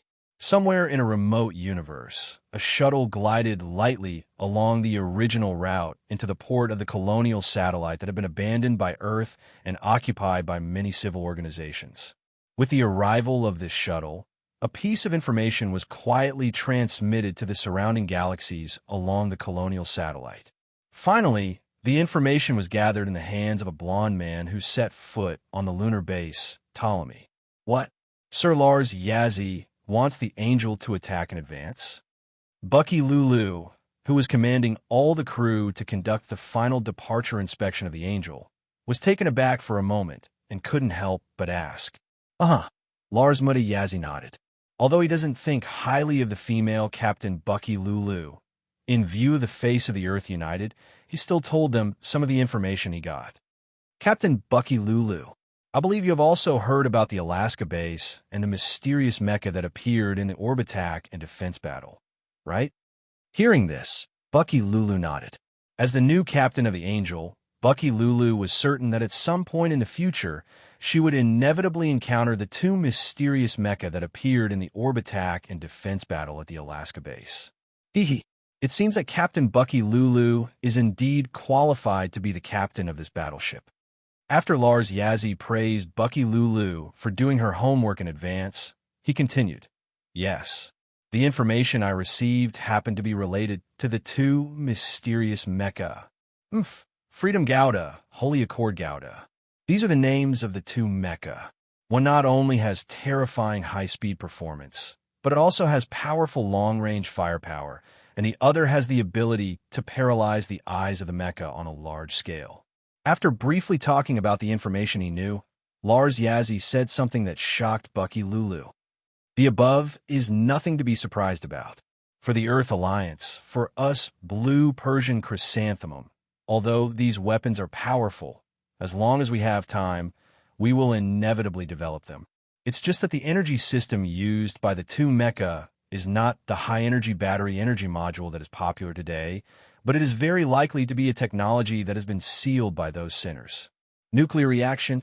Bucky Lulu guessed the answer at once. In this white-hot battlefield, if there was any powerful weapon that could decide the outcome, it would probably be the sealed nuclear weapon. The Bloody Valentine's Day incident was also caused by the nuclear bombs fired by the Earth Alliance fleet. The few fishes that escaped the net successfully broke through Zaf's interception net and blew up Yunu's 7 in one fell swoop. If the regulator, who personally sealed nuclear weapons and nuclear energy, was in a hurry to obtain the final victory, it was very likely that they would really develop the technology to break the seal of neutron disruptors. Thinking of this, Bucky Lulu understood why Lars Yazzie strongly wanted the Angel to sail ahead of schedule. Your Excellency Yazzie Lars, I understand what you're thinking. It's just that the headquarters. Lars Mutta Yaz waved his hand indifferently when he saw that Bucky Lulu had understood his meaning. It's all right. It doesn't matter. Those guys from the headquarters wouldn't say anything. What's more, they should have told me that except for the combat state, you must listen to my orders at all times. Lars Mutta Yaz's words made Bucky Lulu raise her hand and press her hat slightly. Indeed, after Lars Mutta Yaz came to the Angel, the higher-ups of the headquarters did issue this order. And Bucky Lulu didn't have much objection to this order. Understood. Then, please sit down, Your Excellency Lars Yazzie. There will be some turbulence when the Angel starts. Hearing Bucky Lulu's reminder, Lars Mutta Yaz shrugged and sat back in his guest seat. Attention, all crew members of the Angel. The ship has completed the final inspection before sailing. Except for the necessary posts, the rest of the crew immediately return to the safety zone and wait for the Angel to sail. Under Bucky Lulu's order, the Angel born in the Ptolemy base finally set sail, and its first target turned out to be its sister ship, the Archangel. However, Lars Mutta Yaz, who was full of thoughts about whether the energy device carried by the Gouda and the Holy Accord Gouda was a nuclear reactor, didn't know. Just like how he spied on the Gundam through the intelligence channel, a pair of eyes hid in the shadows and watched the Dominion slowly leaving Ptolemy. Moreover, while the Angel left the moon, the information about the whereabouts of the Angel was also sent to the Colonial Satellite Mendel. Oh, interesting. In a room on the Colonial Satellite Mendel, a somewhat lazy female voice quietly sounded. The pair of eyes that seemed to be able to see through people's hearts stared at the note in her hand. This was the urgent information passed to her through the intelligence channel around the ring of Midgard. and the content of this information was about the future direction of the newly joined three-ship alliance. Although it was expected, I didn't expect Lars Mutta, yes, to discover the mystery of the Gouda in advance. Hee. It seems that there are also restless people on Zaf's side.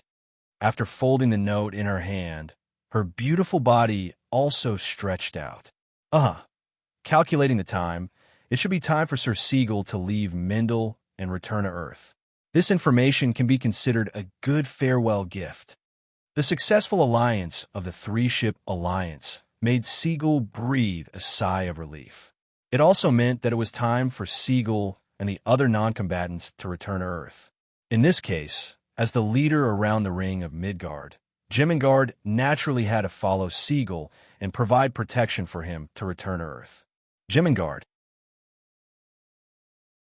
Ray Minkai, who had just completed the maintenance of the Gouda program, was stopped by Jemingard on the elevator. "Sir, this is the information we just intercepted.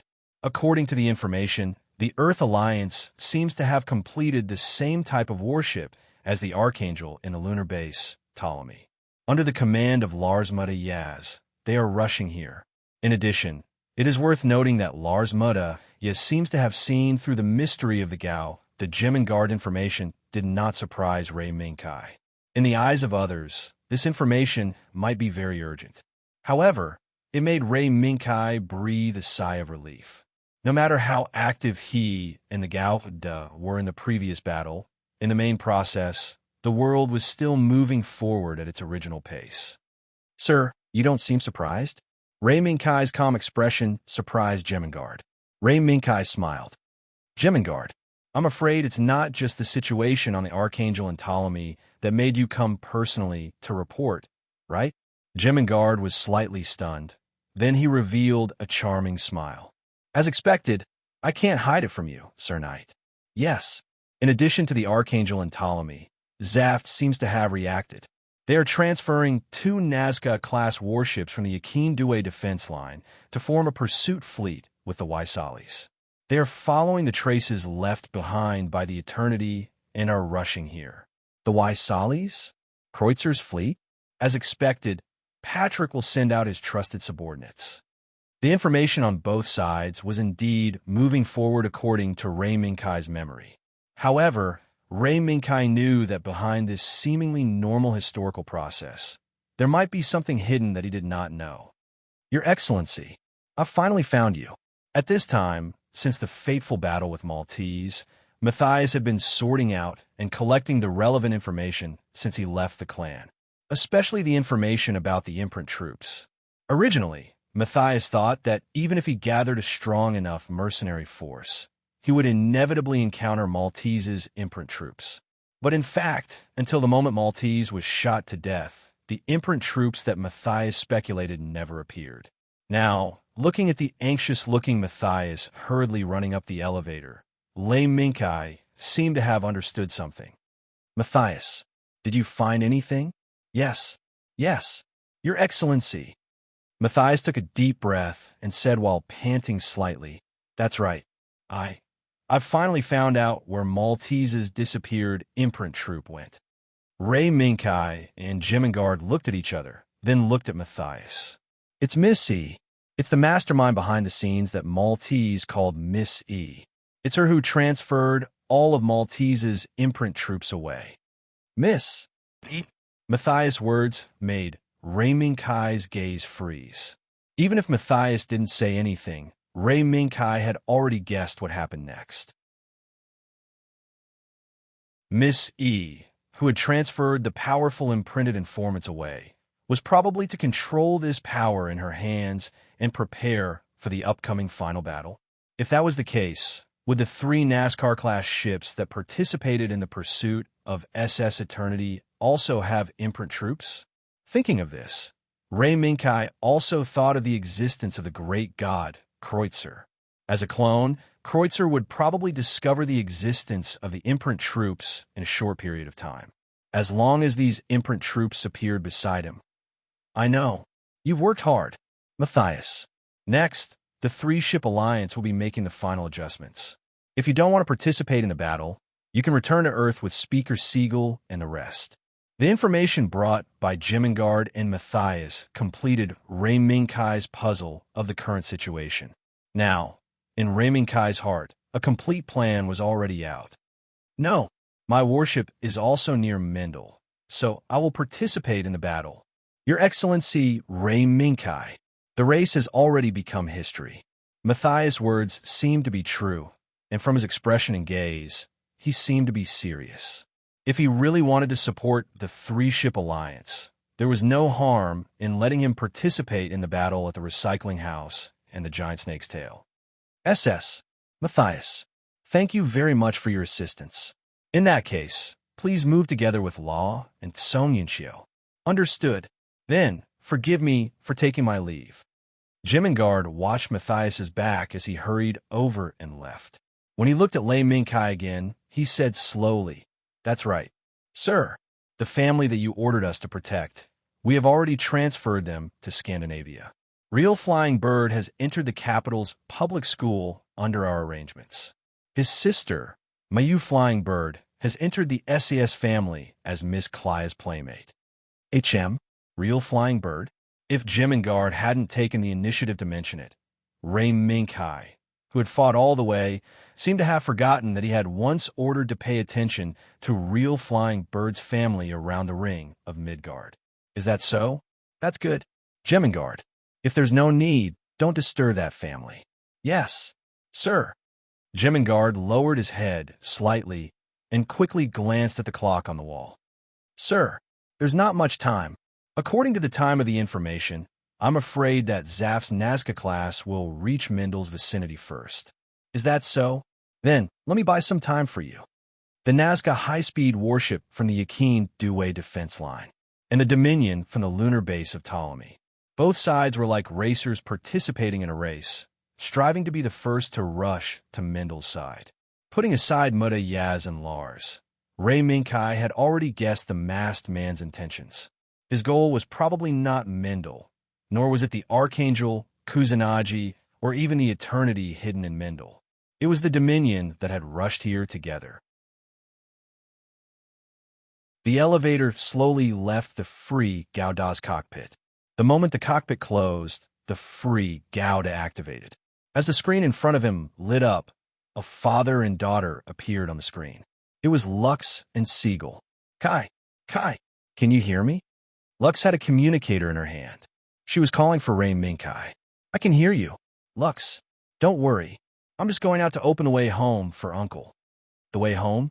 The smart Lux immediately understood why Rei Minkai suddenly wanted to pilot the free Gao to attack. Is it Earth United? Or Zaft? Rei Minkai laughed loudly. Both. The free Gauda and I will go back to intercept Zaft's fleet. After all, this fleet is led by that man, Law Lu Kreutzer.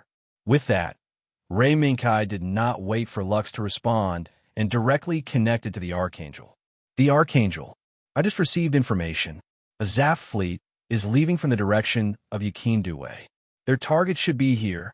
The free Gauda and I will attack first to intercept this fleet and buy time for Speaker Siegel and the others to evacuate. No, if we only rely on the free Gauda, I'm afraid it will be difficult to intercept Zaft's fleet. Margot objected. No, the free Gauda is enough. The Archangel that has finished its preparations and supplies still has a mission. That is to intercept the warships coming from the direction of Ptolemy. After a pause, Rei Minkai told the truth. Captain Margot, the warship coming from the direction of Ptolemy is a warship of the same type as the Archangel. It is called the Main Angel, and her captain is not Tale, but Julio. A few minutes later, the gorgeous light wings quietly bloomed. The steel giant wantonly stretched out its beautiful light wings and rushed out of space. It turned into a stream of light and flew in the direction of Yakin Due's defense line.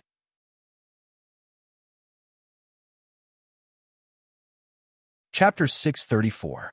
At this moment, the pursuing fleet led by the Waisalis was in the midst of a battle.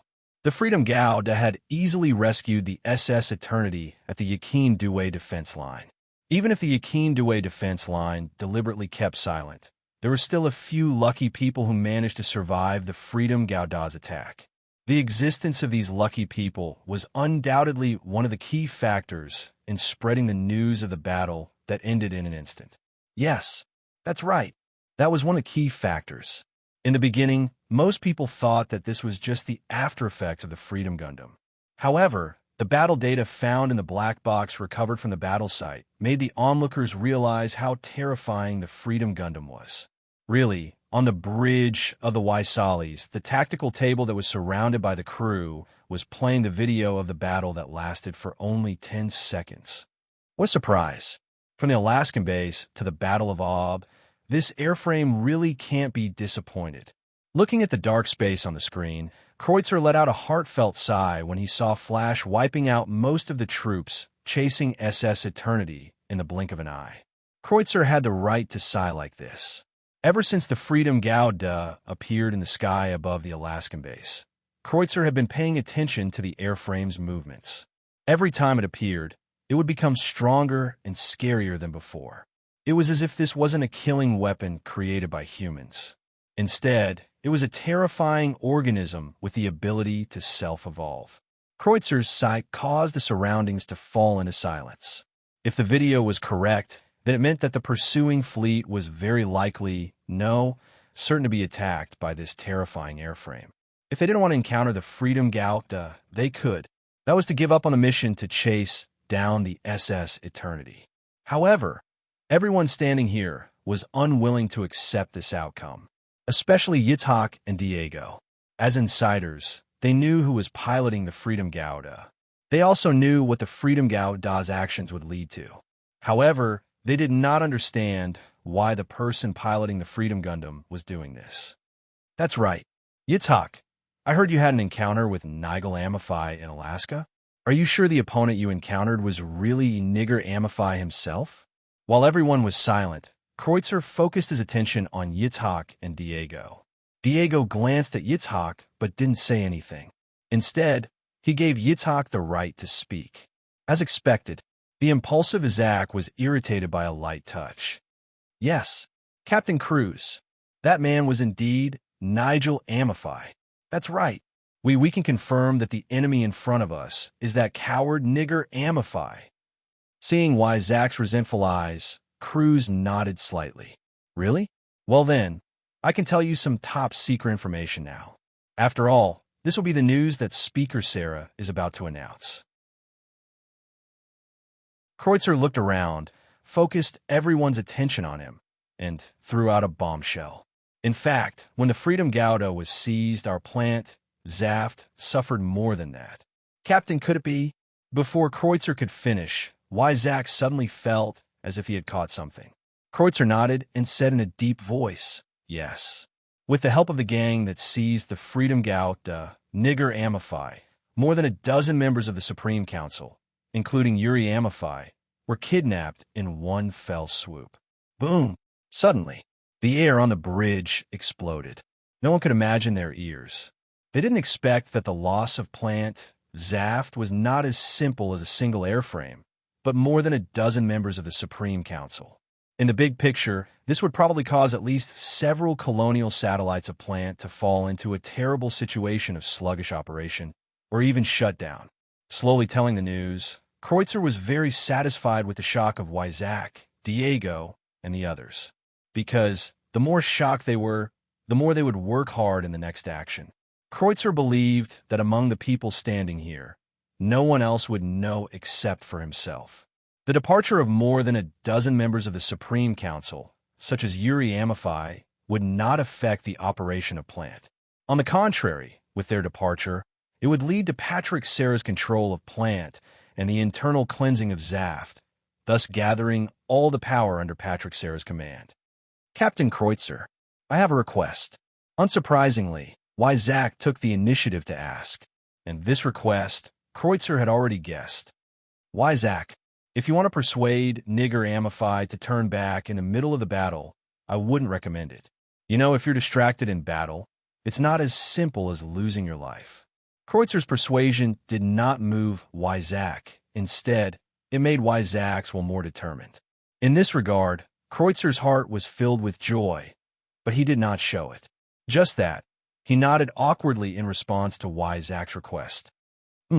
Suddenly, Kreutzer frowned. How? Captain Kreutzer. Diego, who had been a bystander, actually noticed Kreutzer's strangeness at the first moment. No, it's just... Kreutzer subconsciously waved his hand, but stopped all movements in the middle of raising his hand. Just when everyone was wondering what Kreutzer's actions were, Kreutzer suddenly slammed the table and loudly ordered, Addis, notify everyone. The entire ship is in a first-level combat state. Quick, slow down a bit. The enemy is attacking. But there's nothing on the radar. Addis trembled all over. When conveying Kreutzer's order, he also raised his own doubts.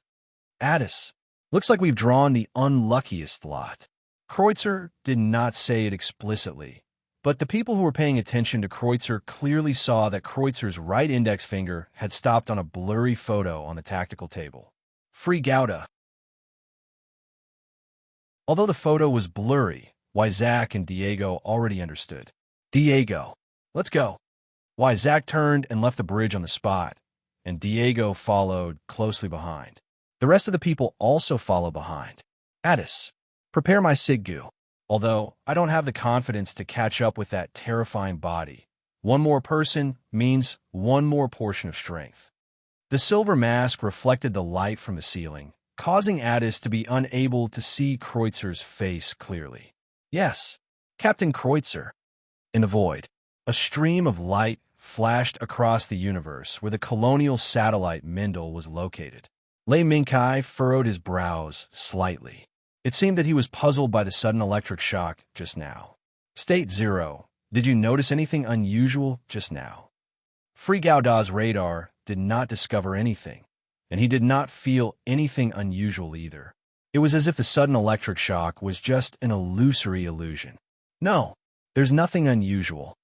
As usual, White Cat State 0, who was lying on Rei Minkai's shoulder, wagged its tail slightly, and a trace of doubt appeared in its golden eyes. Are you worried about your little princess? Not only did White Cat State 0 not entangled with Rei Minkai's electric shock, it even tried to change the topic to Lakis. Rei Minkai shook his head slightly, and, just as he was about to refute White Cat State 0, he suddenly realized something. Kreutzer? Kreutzer found us. How is that possible? Those broken ship's radars can't detect such a long distance. White Cat State 0 was the first to not believe Rei Minkai's words. One must know that White Cat State 0 was always paying attention to the surrounding situation. If Free Gouda was targeted, White Cat State 0 would definitely be the first to know. No, it's not Nazca's radar. It's human intuition. State 0. In the void, Free Gouda transformed into a stream of light and rushed out of Mendel's universe like a meteor, heading straight for the pursuing fleet led by the Waisalis. In just a short period of time, the pursuing fleet that had just released most of the MS was stimulated by the ear-piercing radar warning. Report. The target has appeared. It's Free Gouda. Its speed is so fast. Captain Kreutzer. As the shocked voices sounded, Kreutzer raised his hand expressionlessly and slashed down. All ships, the aerial battle begins. The MS troops that have been released intercept Free Gouda immediately. I don't care what you do. You must take down Free Gouda. Looking at the rapidly advancing icon on the main screen, Kreutzer was silent. The sudden intuition just now was not wrong. But the only mistake was that the pursuing fleet was too weak. Addis, I will attack now. The fleet will be under your command. Also, if it's not necessary, don't go too far. That airframe won't care about how scary the Waisali's anti-air firepower is. Yes, Captain Kreutzer. Addis was shocked by Kreutzer's warning. Now, there was still some time before Kreutzer's Sigger attack. But in front of the pursuing fleet, the battle had already begun. Just by watching the battle footage, they realized how scary Free Gouda was. But it wasn't enough for the pilots, including Yitzhak and Diego, to clearly understand how scary Free Gouda was. In just the first brief encounter, 2 jewels were split into 2 and exploded in the blink of an eye. Yitzhak, Diego, we meet again. Free Gouda, who had destroyed 2 gold in as soon as he attacked, made a flexible maneuver in the void and stopped, looking at the dual Gouda driven by Yitzhak from afar. It wasn't until now that Yitzhak truly saw Free Gouda's full appearance. Pure white limbs decorated with red and blue paint, with a golden sharp V-shaped antenna head. In the black, there was a touch of red torso, and the pair of wings of light behind him that were blooming with brilliant light. At this moment, the powerful and terrifying MS that appeared in front of them made all the pilots who saw its true appearance couldn't help but feel that. This, perhaps, was the posture that the most powerful MS in the world should have. Then, that pair of wings is against the rules. Yitzhak. Diego looked at the pair of wings of light behind Free Gouda and couldn't help but gasp. Could it be that I really have to be an enemy of the terrifying MS? Kai, nigger, who was piloting the Freedom Gundam, if you're still alive, make a sound for me. In the next second, Yitzhak's scolding voice spread throughout the communication channel. What responded to him was a sword light. Buzz! Although the low roar emitted by the high-frequency vibrating sword blade could not be transmitted to others' ears, the sword blade that reflected the radiance of the stars from the distant other side was so terrifying. This was the answer. As long as he saw the blade that reflected the cold sword light, Diego would give such an answer in his heart. That's fine too. At least we don't have to worry about that military academy time anymore. Diego was quite open-minded. After waking up, he immediately launched his first attack. Boom! Storm Gouda raised his right arm, and the 350mm anti-armor shotgun fired at Free Gouda on the spot. However, as the cannonball that was developed against the armored target flew through the void and arrived in front of Free Gouda, a cold light bloomed. Boom! Boom! Boom! In an instant, Free Gouda was drowned by a violent explosion. However, looking at the explosion of fire that drowned Free Gouda, not only did everyone not take advantage of the victory to chase after him, they instead immediately drove their bodies to distance themselves from Free Gouda. That was because they had clearly seen that terrifying scene. Storm Gouda's attack. Unexpectedly, it was slashed apart by Free Gouda's sword. The ball of fire that drowned, it was just the residual light of the cannonball that had been hacked apart. It was impossible to hurt Free Gouda himself. The radars of the rapidly retreating dual Gouda and Storm Gouda suddenly locked onto a certain direction. There was no target at all. However, the image displayed on the radar was a target with an extremely terrifying speed. Not good. Hide well. Yitzhak's eyes widened as he roared hoarsely. He roared a warning that was completely useless. In the darkness, another ray of cold light suddenly appeared. On the right side of the formation, Jinin, who was half a beat slower, was still unable to escape the fate of certain death. Yitzhak, Free Gouda wants to stall for time. I know, but do you have a way? Diego, as long as that bastard is willing, he can kill us in an instant. Yitzhak's roar gradually became hoarse, but he became more and more unwilling. This guy must be saying, look, if it weren't for my old feelings, you would have died long ago. Bastard.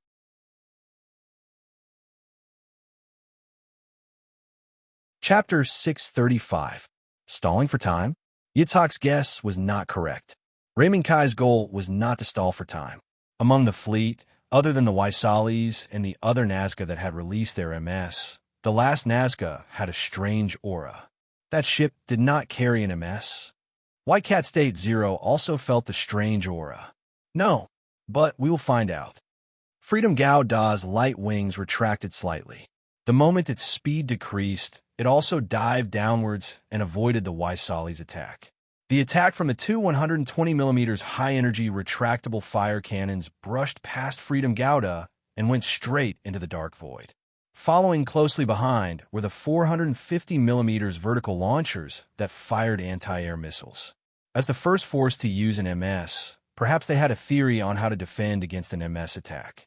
When Freedom Gouda showed a slight intention to charge towards the fleet formed by the Nazca-class high-speed warships, The other party immediately exploded with powerful anti-air firepower in an attempt to stop Freedom Gouda. It also created an opportunity for Dual Gouda and Storm Gouda to chase after Freedom Gouda.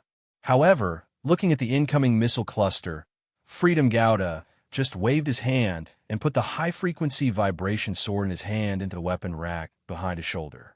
At the same time, he also took out the Sirius beam rifle that was hanging behind his waist. The moment Freedom Gouda's unique multi-lock system panel popped up, the missile cluster was locked on. Then, it was the moment Freedom Gouda's rainbow cannon exploded. Blinding light beams. Roaring electromagnetic cannons. Freedom Gouda's M100 whale plasma beam cannon and the MMI M15 sailfish electromagnetic cannons on his waist continuously fired. Among them, Gouda's Sirius beam rifle was also assisting him, blowing up all the targets that whale and swordfish could not reach. In the blink of an eye, dozens of dazzling suns rose in front of Freedom Gouda, causing the gold pilots who had never participated in a Shraga to be stunned. That fellow is actually so arrogant. Isaac was furious. The dual Gundam sped up and rushed forward. Isaac, wait for me. Diego was shocked and hurriedly drove Storm Gouda to chase after him. In that exchange, just now, Diego had already understood that the disparity in strength between the enemy and me was so great that it could not be made up for. They had indeed drawn the worst lot. Buzz. Isaac kept pulling the trigger, trying to drive Gouda Dual Gouda to hit Freedom Gouda, but he never succeeded.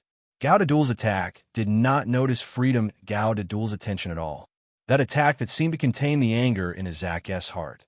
Gouda Freedom Gouda Dual only needed to turn his body slightly to make all of Isaac's attacks miss.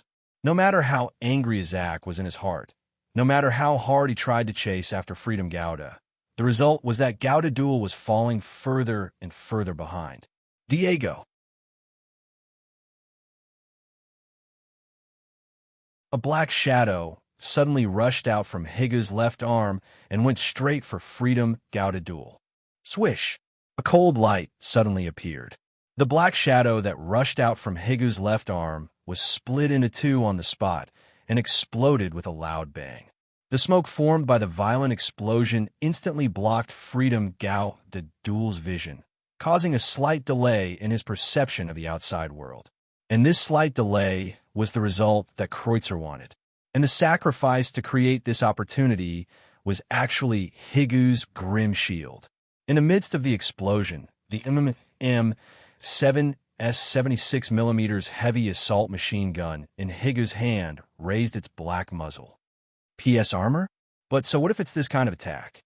The trigger was pulled, and the whistling bullets rushed into the smoke that had yet to dissipate, causing an even more violent explosion.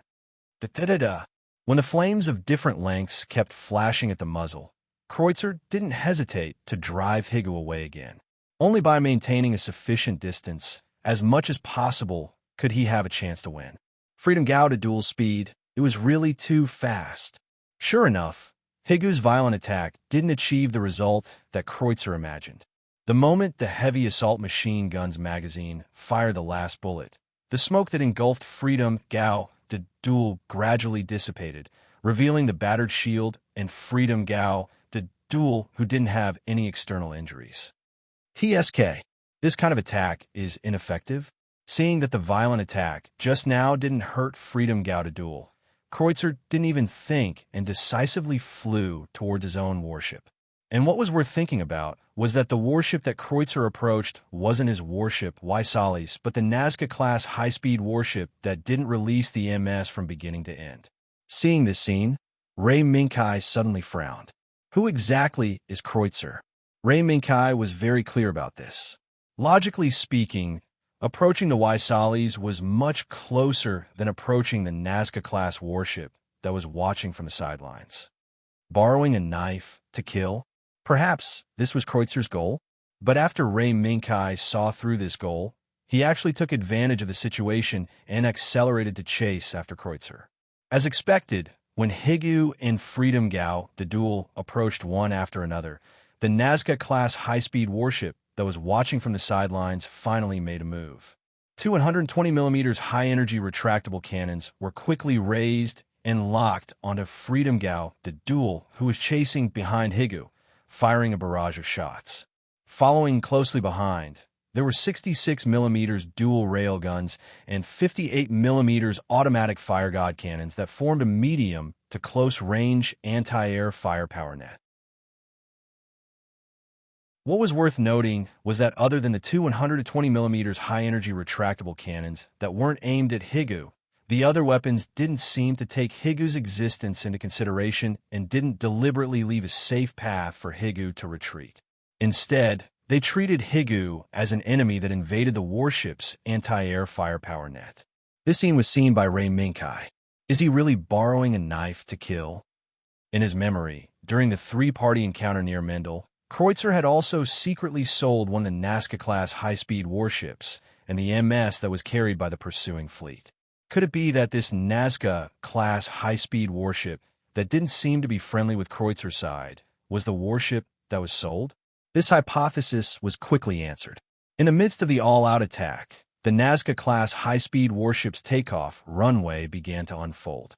Then, three MS-class fighters rushed out of the Nazca-class high-speed warship.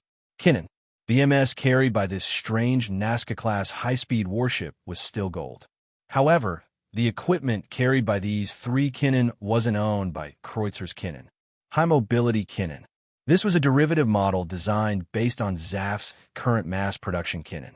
The production number was unknown, but it was a model specifically designed for ace pilots to use.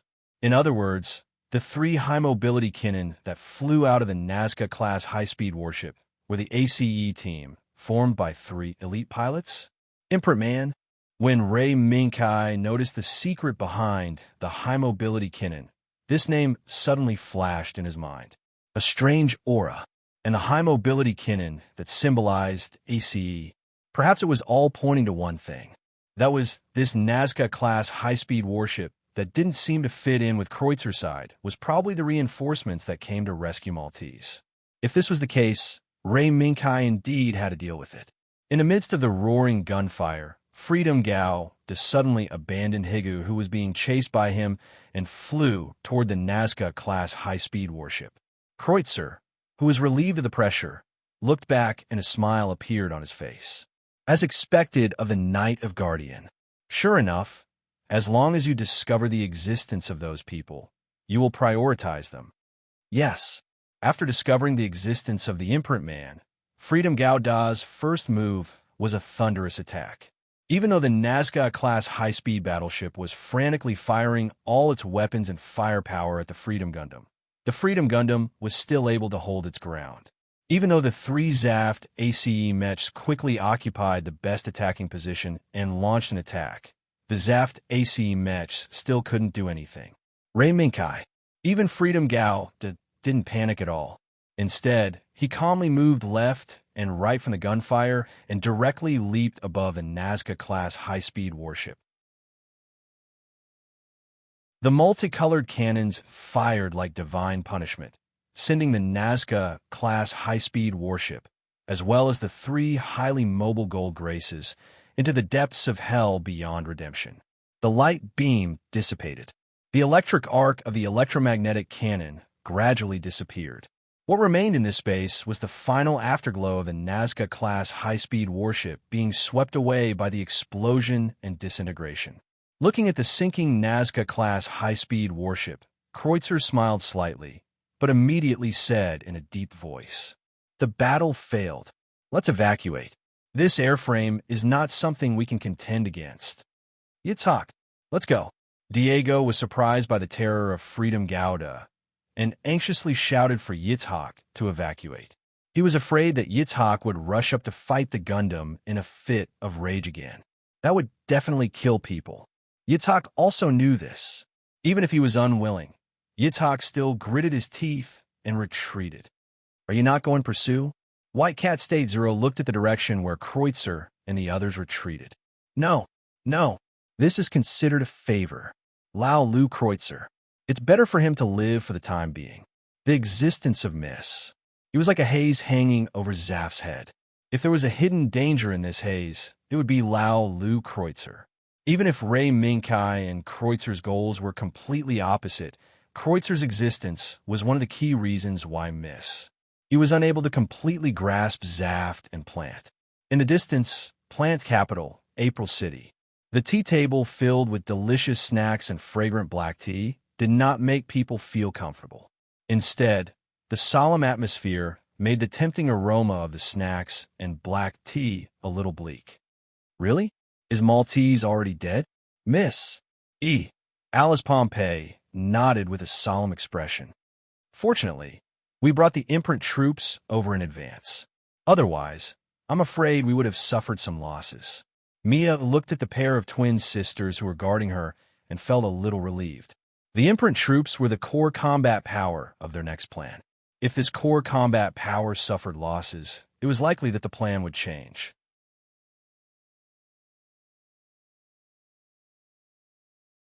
Chapter 636. Far away from Earth, far away from the busy space routes, in a remote universe, was the graveyard of the broken colonial satellites that had been abandoned by humans for a long time. In this vast space, the number of colonial satellites pushed into the graveyard continued to increase, and they were also destroyed by scavengers who came to the graveyard. However, even so, these colonial satellites still filled this graveyard, becoming witnesses to humanity's march into the universe. Dolly, in the dark passageway, a small figure flapped its wings and flew past. It slowly landed at the end of the passageway, in front of the iron door that was unlatched. Found it. Among the debris floating in the air, a pair of hands covered in dust, but holding a bottle of medicine tightly appeared. Behind the pair of hands was a face that heaved a sigh of relief. Fortunately, the fever medicine hasn't expired yet.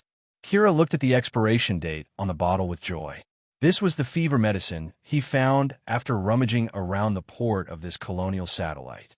Since young, the strong physique of an adjuster kept Kira away from most diseases. Therefore, Kira was a little flustered in the face of colds and fevers, which were extremely common to humans. Normally, in areas where humans were active, he would naturally be able to find suitable medicine. But now, the place where Kira was at was nothing more than a broken colonial satellite abandoned by humans. It was already fortunate to be able to find a fever medicine that could still be taken. Dolly. The moment Kira pushed open the iron door, the mechanical bird Dolly, who had been waiting outside for a while, spread its wings and landed on Kira's shoulder. Dolly, we found the medicine. Let's go back. The antipyretic in the dusty hands was not for Kira herself. It was for LH-033, who suddenly fainted after leaving Mendel. Kira didn't know what was going on inside. As an adjuster, LH-033 still fainted. However, he faintly sensed that this might be related to Lux Klein. Which one was the real Lux Klein? Kira might not care too much. However, he had to let LH-033 regain consciousness first. Otherwise, if this continued, even if Holy Accord Gao had the ability to return to plant, LH-033 would not be able to last until then. The dark passage did not stop Kira. Even though there were some floating objects in the pitch-black tunnel, Kira could easily pass through them with his nimble body. He walked to the other side of the tunnel, where a glimmer of light gradually appeared in the residential area. Other than some residual energy in the residential area, the energy in the other areas of this unknown colonial satellite had been depleted. At that time, in order to let LH-033 have a good place to rest, Kira had piloted the Holy Accord Gauda and directly broke through the gate that had been locked due to energy exhaustion. It was only after rushing into the port that they found this place. Thinking about his next plan, Kira walked forward and finally stepped into the only place on this ruined colonial satellite that still had light. Standing in front of the slightly rusty door, Kira took a few deep breaths. After calming himself down, he pushed the iron door open. Creak! The moment the teeth-numbing sound of metal rubbing against each other was heard, Kira stopped. Then, when Kira pushed the iron door again, he used even less strength than before. However, the sound of metal rubbing against each other was still there, but it was slightly softer. Kira, who was a little helpless, could only frown. There was nothing else he could do. Fortunately, the person lying in the room was not woken up because of this. However, when Kira returned to the person lying on the wooden bed that was covered with a temporary emergency blanket that was somewhat rotten at the edge, Kira had a thought. How great would it be if the sound just now could wake this person up? Dolly, the mechanical bird standing on Kira's shoulder, jumped lightly and landed on the edge of the bed. It tilted its head and looked at the sleeping face. Dolly, don't be noisy. Lux, you need a rest. Kira raised his finger and signaled his mechanical pet not to make any noise. He then took out the drinking water bottle in the corner of the room. However, he was suddenly in a dilemma. Suddenly, a murmur caused the mechanical bird standing on the edge of the bed to fly up and hover above the bed. Lux, Lux, Lux, how are you? Kira, who was worrying about how to feed LH-033 medicine, hurriedly went forward and passed the drinking water bottle over. After carefully letting LH-033 drink a mouthful of water, he nervously looked at her reaction. Gay, Kira. Are you beside me? A strange flush appeared on LH-033's face. It was not hard to see that she was not in a good state. Kira gently let LH-033 lean on his chest and said softly, I'm right here. Lux, how are you feeling? Without waiting for LH-033 to respond, Kira casually placed the water bottle in his hand to the side. He picked up the medicine bottle that he had spent a lot of effort to find and shook it a few times. This is fever medicine. It was not easy for me to find it. You will get better. Lux. Fever medicine. Although she was calling Kira's name, LH-033's situation was really not optimistic. Listening to LH-033's meaningless and intermittent murmurs, Kira became more and more worried. Right now, the only thing Kira could do was to let LH-033 take the fever medicine. After that, he could only continue to search for medicine that could be used or wait. Fortunately, the process of giving the medicine was very smooth. After gently placing LH-033 back on the bed and covering her with a blanket, Kira was silent for a while. He seemed to be struggling, but in the end, he still turned around and chose to go out and continue searching for medicine.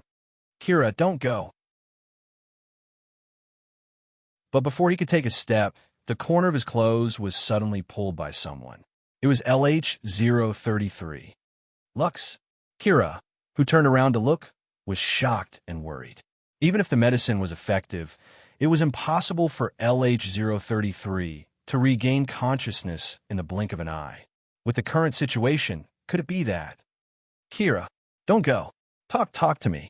The weakness of her body caused LH-033 to lose most of her strength. Just speaking took up all of her strength. Lux, you need to rest now. I'll go find medicine for you right now. Kira once again sat by the bed, gently took the corner of his clothes from LH-033's hands, and placed LH-033's hands under the blanket. No, this is fine. Didn't I already take medicine? This is fine. Talk to me. LH-033's weak, yet pitiful appearance made Kira unable to refuse. In the end, he still chose to return to the bed. After a slight hesitation, he placed his hand on LH-033's forehead. I'm right here. Lux. Thank you. Kira. Then there was a moment of silence. Kira was waiting, and LH-033, who was lying on the bed, seemed to be accumulating her strength, silently waiting for something. Time. Who knew how long had passed? Kira did not know, nor did he want to know. In his heart, he was anxious that LH-033's desire to quickly suppress all other emotions. But under LH-033's pleading, he waited for her to continue. Kira, In the silent atmosphere, LH-033 opened her mouth again. I'm here. Lux, Kira replied gently. The redness on LH-033's face gradually deepened, but a trace of a bitter smile appeared. LH-033 seemed to be hesitating, but in the next moment, she spoke the truth. I'm not Lux Klein. Kira. A trace of surprise flashed through Kira's eyes, but he immediately recovered his calmness. Is that so? I know.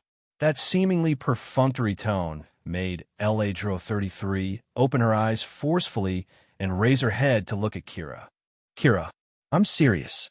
As the narration progressed, LH033 seemed to gradually return to normal. Eyes, manners, tone, everything returned to how it was in the past. This abnormal change made Kira's heart tighten. I know. Actually, when that person appeared, I already knew. When she confronted Gouda on the Archangel, Kira had already understood some things. Recalling the time when Ray Minkai and Lux, who appeared in the image of Audrey, boarded the Archangel, it was just when the Silver Wind incident broke out. Recalling Ray Minkai's behavior along the way, Kira might have already understood. However, the current Kira did not care about that. Who was the real Lux Klein? It was not important to Kira. He only knew that the girl in front of him was the one who saved him from the darkness. No, Kira, you don't know. LH033 moved her body slightly, but she was unable to move at all. This is a conspiracy. I am not the real Lux Klein. LH033 weakly described the conspiracy that shrouded her. I am just a person who was artificially created.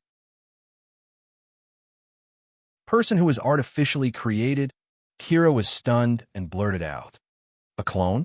The bitter smile on LH033's face became deeper and deeper. More or less.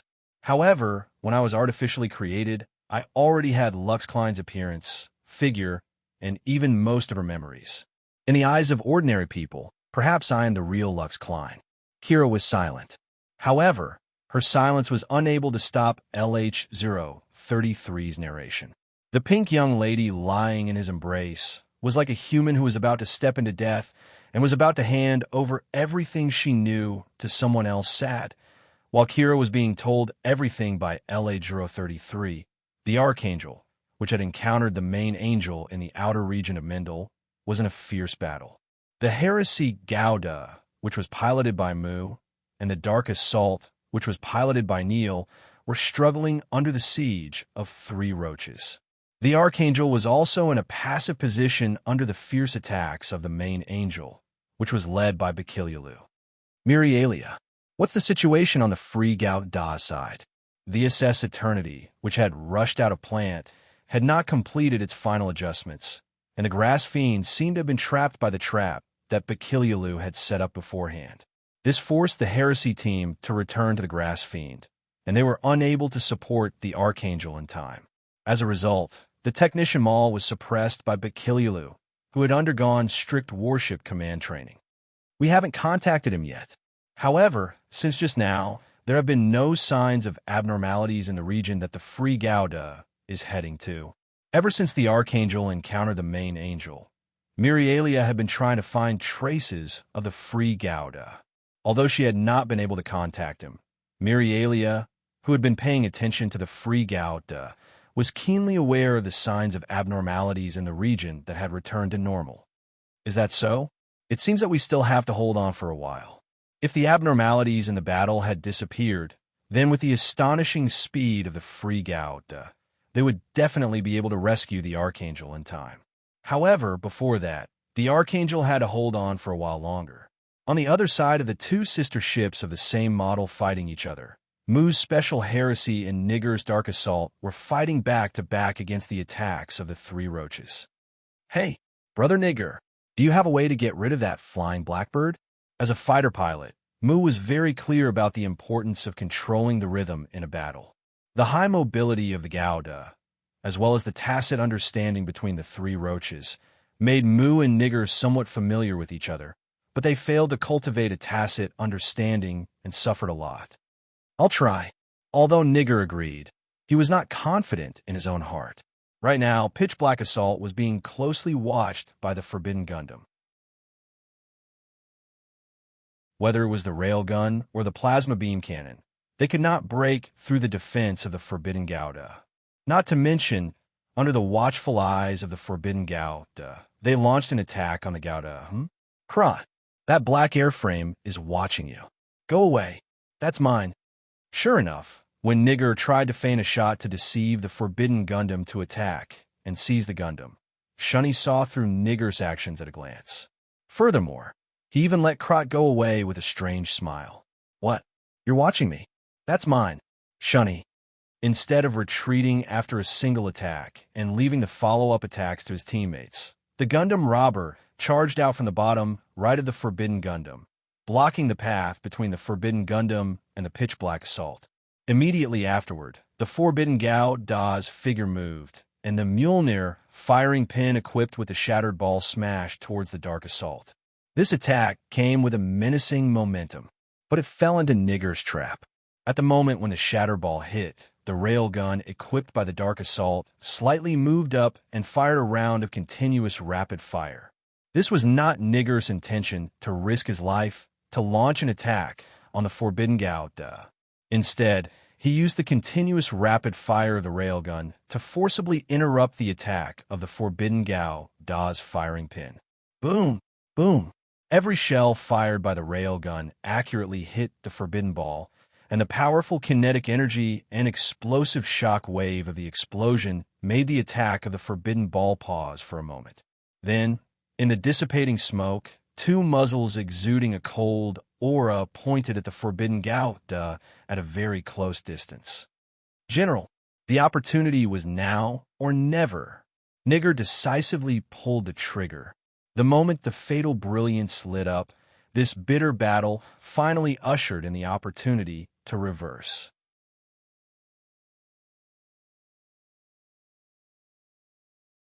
Chapter 637. The moment the plasma flashed, the robber Gao Da's left and right arms were cut off by two plasma beams on the spot. At the same time, it was also affected by the aftermath, triggering a series of chain explosions. Boom! In the midst of the crazy sparks, the robber Gao Da that had been harassing and attacking Nigger and Mu with its high mobility suddenly lost its combat effectiveness. Krot, shocked, Xiao and I hurriedly rushed over. However, he was interrupted by several beams of light coming from the left, forcing the Gundam Xiao and I was piloting to turn around and face the direction of the beams with its shield, which could distort the beams of light. This delay gave Nigger the opportunity to retreat immediately. With a strong thrust to the backpack, the robber Gao Da easily returned to Mu's M1 Heretic. Boy, well done. In the beginning, Mu only hoped that Nigger could force the robber Gao Da to retreat. But he did not expect Nigger to seize the opportunity and severely injure the robber Gao Da. It's just a moment of luck. After Nigger piloted the robber to meet up with Mu, he slowly breathed a sigh of relief. After re-entering space, Ray Minkai had privately mentioned the three roaches to Nigger. In particular, the three roaches would suddenly turn against their teammates in the middle of a fierce battle, which was mentioned by Ray Minkai many times. Therefore, in the attack just now, Nigger tried to use himself as bait to attract the robber Gao Da and prevent the robber Gao Da from fighting among themselves. Although the two did not fight among themselves, the attack just now did indeed create a great opportunity for Nigger. Good luck is also a kind of strength. Mu nodded, but his attention was more focused on the robber Gao Da and the calamity Gao Da. The severely injured robber Gao Da was very likely to stimulate the pilots of the two Gao Da and make them do crazy things. In fact, this was indeed the case. There was no need to talk about Xia and I, who was piloting Gao Da looking at Disaster Gao Da's pilot, Olga. It was not easy for him to escape from the scythe of the Grim Reaper. After spending a large amount of medical supplies as the price, he successfully walked out of the hospital bed and returned to the cockpit of Calamity Gao Da. Olga, who had such an experience, saw with his own eyes the miserable state of Gao Da. His face twisted. Olga, who had just walked through the door of death, didn't become fearless of death. Instead, he became even more fearful of death. He was even more fearful that he would be lying on a sickbed again, and those people in white coats would inject unknown drugs into his body as they wished. No, no, no, Krot, you can't die. Fear, anger, tears gushed up Olga's face like a fountain, distorting his features to an extremely frightening degree. Under the influence of this huge emotion, Disaster Gao Da turned around abruptly. He didn't care whether the Dark Assault and M1 Heresy were locked on or not. He just launched a crazy attack. There were two 125mm high-energy long-range beam cannons on his back, 580mm multiple-phase energy cannon on his chest, together with the 337mm plasma rocket launcher in his hand. They poured madly towards the Dark Assault and M1 Heresy as if they were free. In just a short moment, the location of the Dark Assault and M1 Heresy had been covered by the terrible firepower of Disaster Gouda. Of course, this attack, which erupted out of anger and panic, was disorganized. It could not threaten Nigger and Mu at all. However, when Mu saw Disaster Gouda's performance, he couldn't help but breathe a sigh of relief. He was not afraid of crazy enemies. Madness was scary, but after the madness, no matter how powerful the enemy was, it was just an exhausted prey. Nigger, hold on a little longer. Pay attention to the ban on Gouda. Mu did not forget to remind Nigger while driving the body to avoid the attack from Disaster Gouda. Understood. Of course, Nigel understood this. However, he was not worried about the next battle, because there was already a signal coming from the Archangel. In the dark and boundless space, a stream of light quietly appeared. It appeared from the other side of Mendel, bypassed Mendel at an extremely fast speed, and went straight to the asteroid belt where the Archangel and the Angel were fighting. Nigger and Major Mu teamed up to fight against the three roaches. On the screen in front of Ray Minkai was an extremely magnified picture. Although the details of the battle could not be seen clearly, judging from the extremely intense and relatively moderate frequency of the flames, Nigger and Mu had gradually gained control of the situation. Right now, the only thing that needed support was the Archangel. SS Eternity. This is Ray Minkai. Please answer if you copy. Gouda, who plunged into the asteroid belt, sent a message to Mendel. The next second, Lux's face appeared on the screen. This is SS Eternity. It will take 20 minutes to complete the final adjustment. Please hold on. 20 minutes? Ray Minkai frowned slightly and seemed a little surprised. Hearing this, Lux shook her head helplessly. Sorry, perhaps because SS Eternity was in an emergency. Some faults were left behind. Is that so? Then leave the rest to me and Gouda. The fact that SS Eternity could not fight in a short period of time did not affect Ray Minkai's plan. After all, from the beginning, Ray Minkai did not include SS Eternity in the battle sequence. Right now, the first thing the Freedom Gundam had to do was to rescue the grass tie.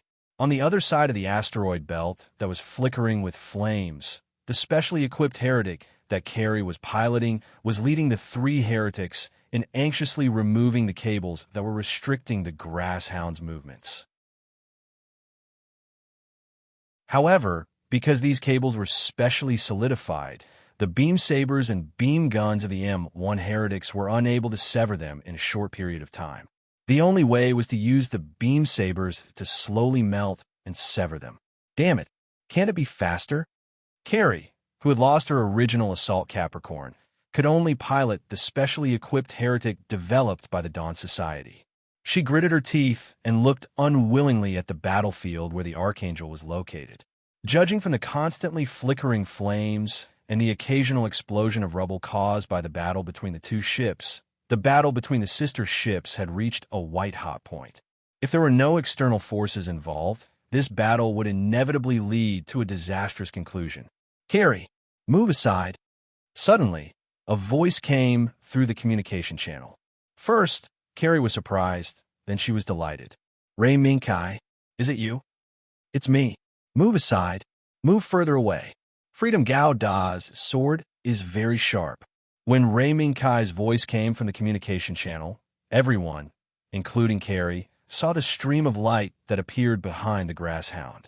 It was a special radiance that only the winged radiance bearers possessed. It was Freedom Gouda. Everyone, move aside.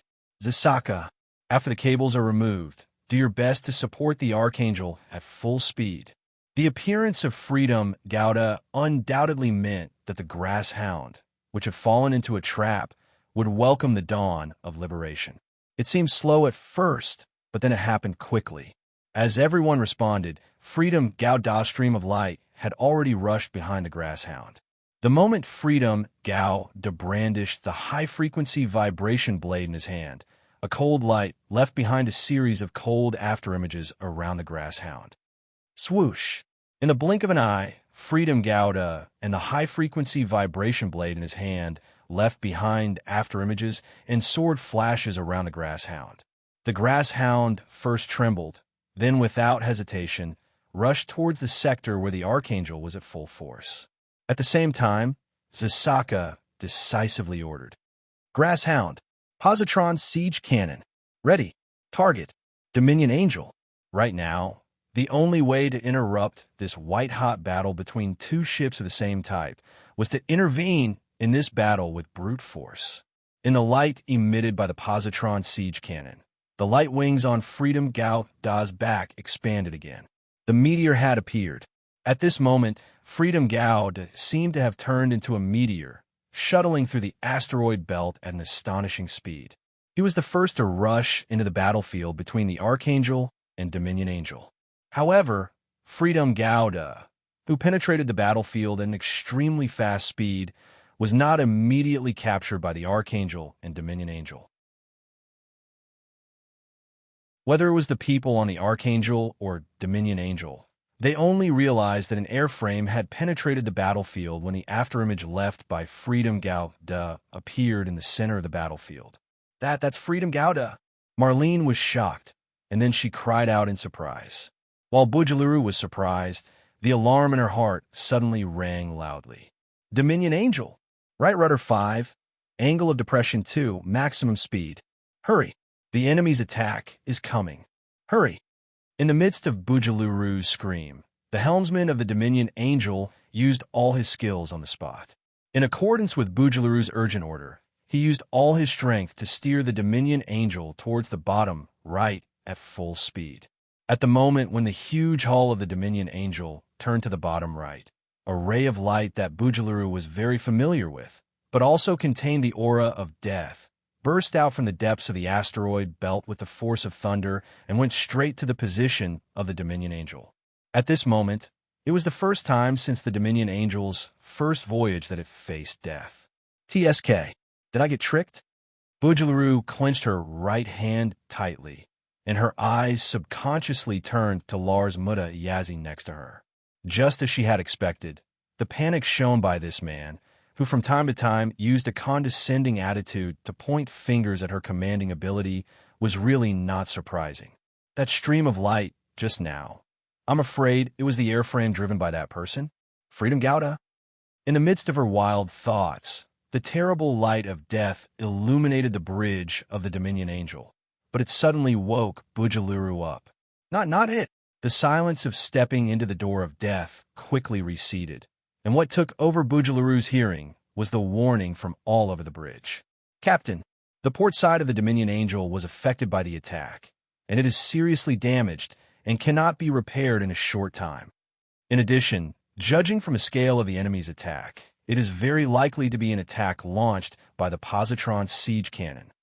The report from the Damage Management Department and the intelligence summary of the personnel on the bridge showed that there was only one choice in the situation Bujalaru was facing now. Sir Lars Yazzie. Bujalaru gritted her teeth and made a decision in her heart. But, fortunately, before Bujalaru could speak, Mutta Yazzie Lars had already made a choice. Captain Bujalaru, quick, recall those 3 guys. Quick. Captain, Gao Da has suffered heavy damage. Gao Da's energy is low. Gao Da is in a difficult battle. Please give instructions. CIC's sudden words were like an assist, completely expelling Lars Yazzie's last hope. Sir Lars Yazzie, we have no choice now. Dominion Angel, issue the order to retreat. Let's retreat. Behind the port side filled with billowing smoke, 3 signal flares of different colors rose into the air. Then, a series of reflective thunderbolts and smoke bombs were continuously shot out by the Dominion Angel, creating a smoky area in front of the Dominion Angel that was enough to cover its movements.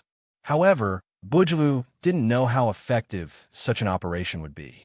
Not to mention the Archangel and the Orb battleship lurking in the gravel belt, the Free Gauda, who had a terrifying speed that was unimaginable to ordinary people, was already a big problem for the Dominion Angel. Can we escape? Bujalaru looked at the billowing smoke outside the porthole and couldn't help but think. The situation was just as Bujalaru expected. When the Dominion Angel fired reflective thunderbolts and smoke bombs to cover its retreat, the Free Gauda had already arrived above the thick smoke area. Chase or stay? This choice paused in Ray Minkai's heart for a moment before Ray Minkai made a decision. The reason was that Siegel Klein hadn't left Mendel yet, and the Free Gauda couldn't be too far away. So you're doing this for the future, Pa? The White Cat State Zero, who wanted to taunt Ray Minkai, was slapped onto the console by Ray Minkai. Shut up. Ray Minkai shook his slightly numb right hand. This cat's body was so strong that even through a pilot's suit with a certain protective ability, it could still shake Ray Minkai's right hand until it was numb. I'm just saying, you don't have to react so strongly. The White Cat State Zero shook its head, not caring at all that it was slapped onto the console by Ray Minkai. Speaking of which, can you improve the heat dissipation ability of this big guy? Just now, this big guy was almost set on fire. I'll do it when we get back. The winged Radiance Bearer's acceleration was terrifying, but it was still limited by the Free Gauda's own heat dissipation ability. The stunning ultra-fast sprint just now was pleasing to the eye, but if it continued for too long, the Free Gauda itself would be overheated and fall into a breakdown. This was the real reason why Ray Minkai let the Dominion Angel go.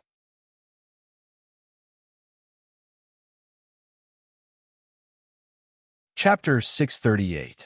Many parts were placed on the cold floor one by one. Compared to the parts that everyone was familiar with, the parts that were placed on the floor had traces of being burned in a different process. Although from the outside, these parts still had a clear outline, they were on the verge of being scrapped. I say, Kai, what did you do before?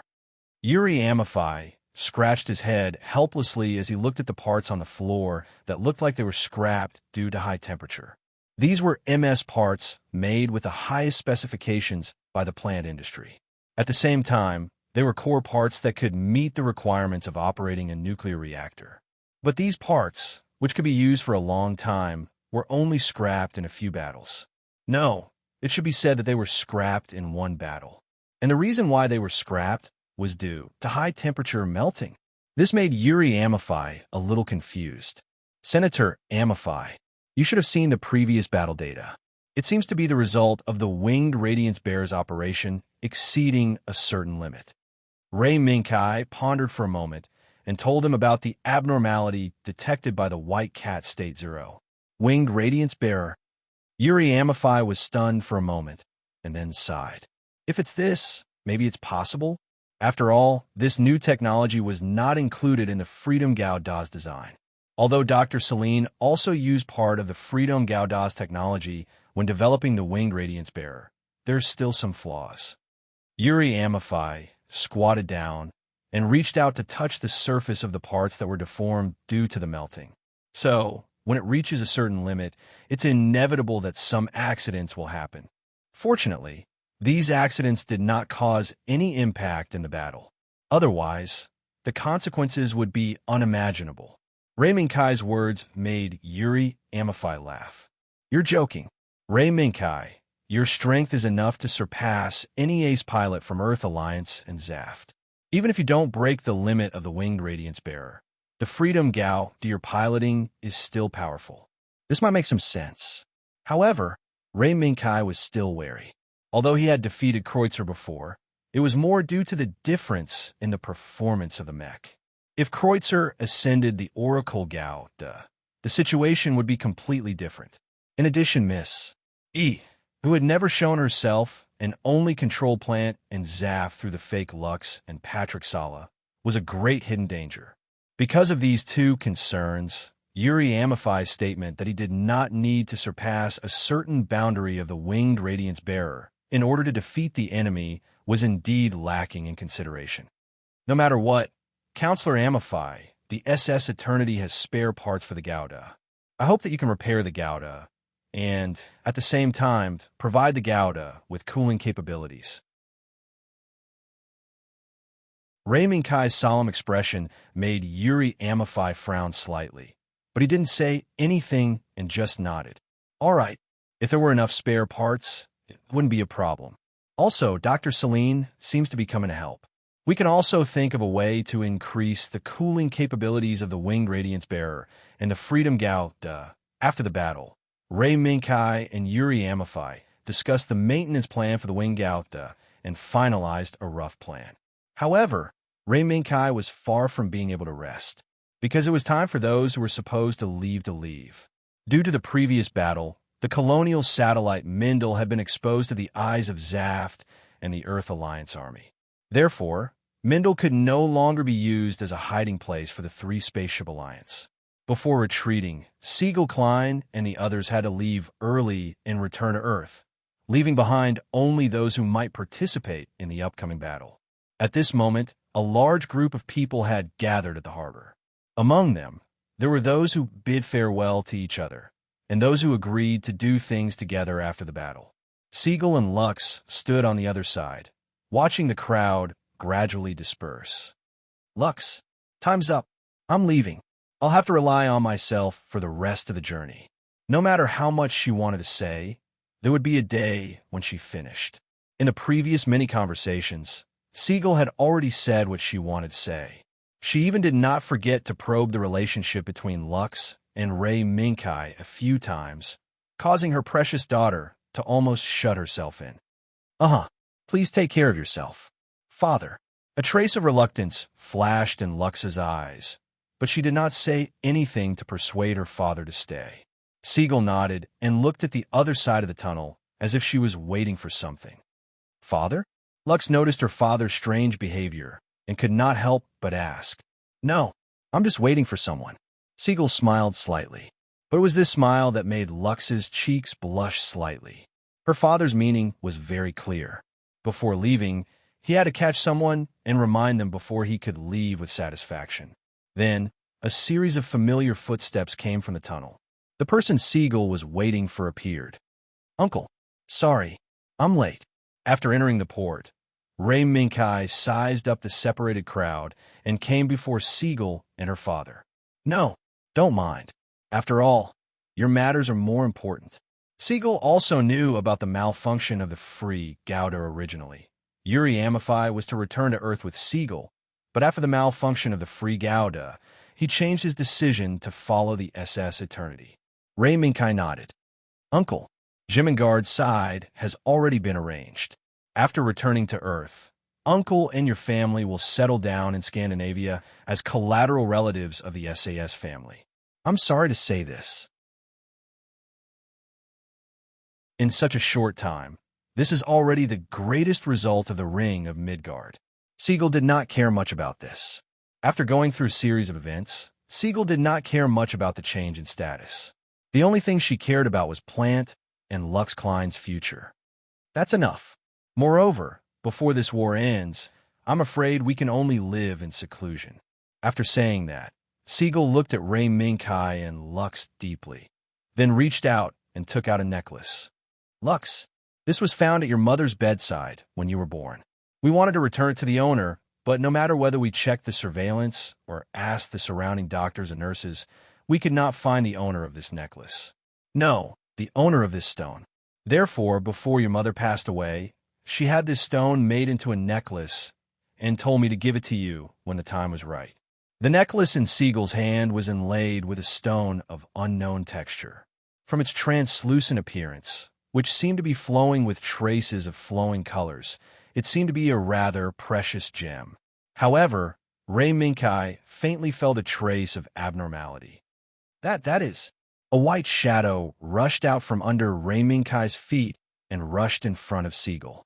It was White Cat State Zero. This white cat that was extremely lazy in the past, as if nothing could arouse its interest, was staring at the necklace in Siegel's hand. No, or rather, it was the stone inlaid on the necklace. State Zero? Rei Minkai gave Siegel an apologetic smile and bent down to carry the white cat State Zero. Fortunately, Other than the constantly swinging tail of the white cat State Zero, Ray Minkai easily carried the white cat State Zero in his arms, not letting it disturb Seagull and her father. It seems that Kai, your little white cat, likes this necklace very much. However, it's a pity. This is a relic left to Lux by Lux's mother. Today, it can be considered as fulfilling Lux's mother's last wish. Seagull did not mind the abrupt behavior of the white cat State Zero just now. After a slight sigh, she took a step forward and personally put on the necklace that caused the white cat State Zero to act strangely on Lux.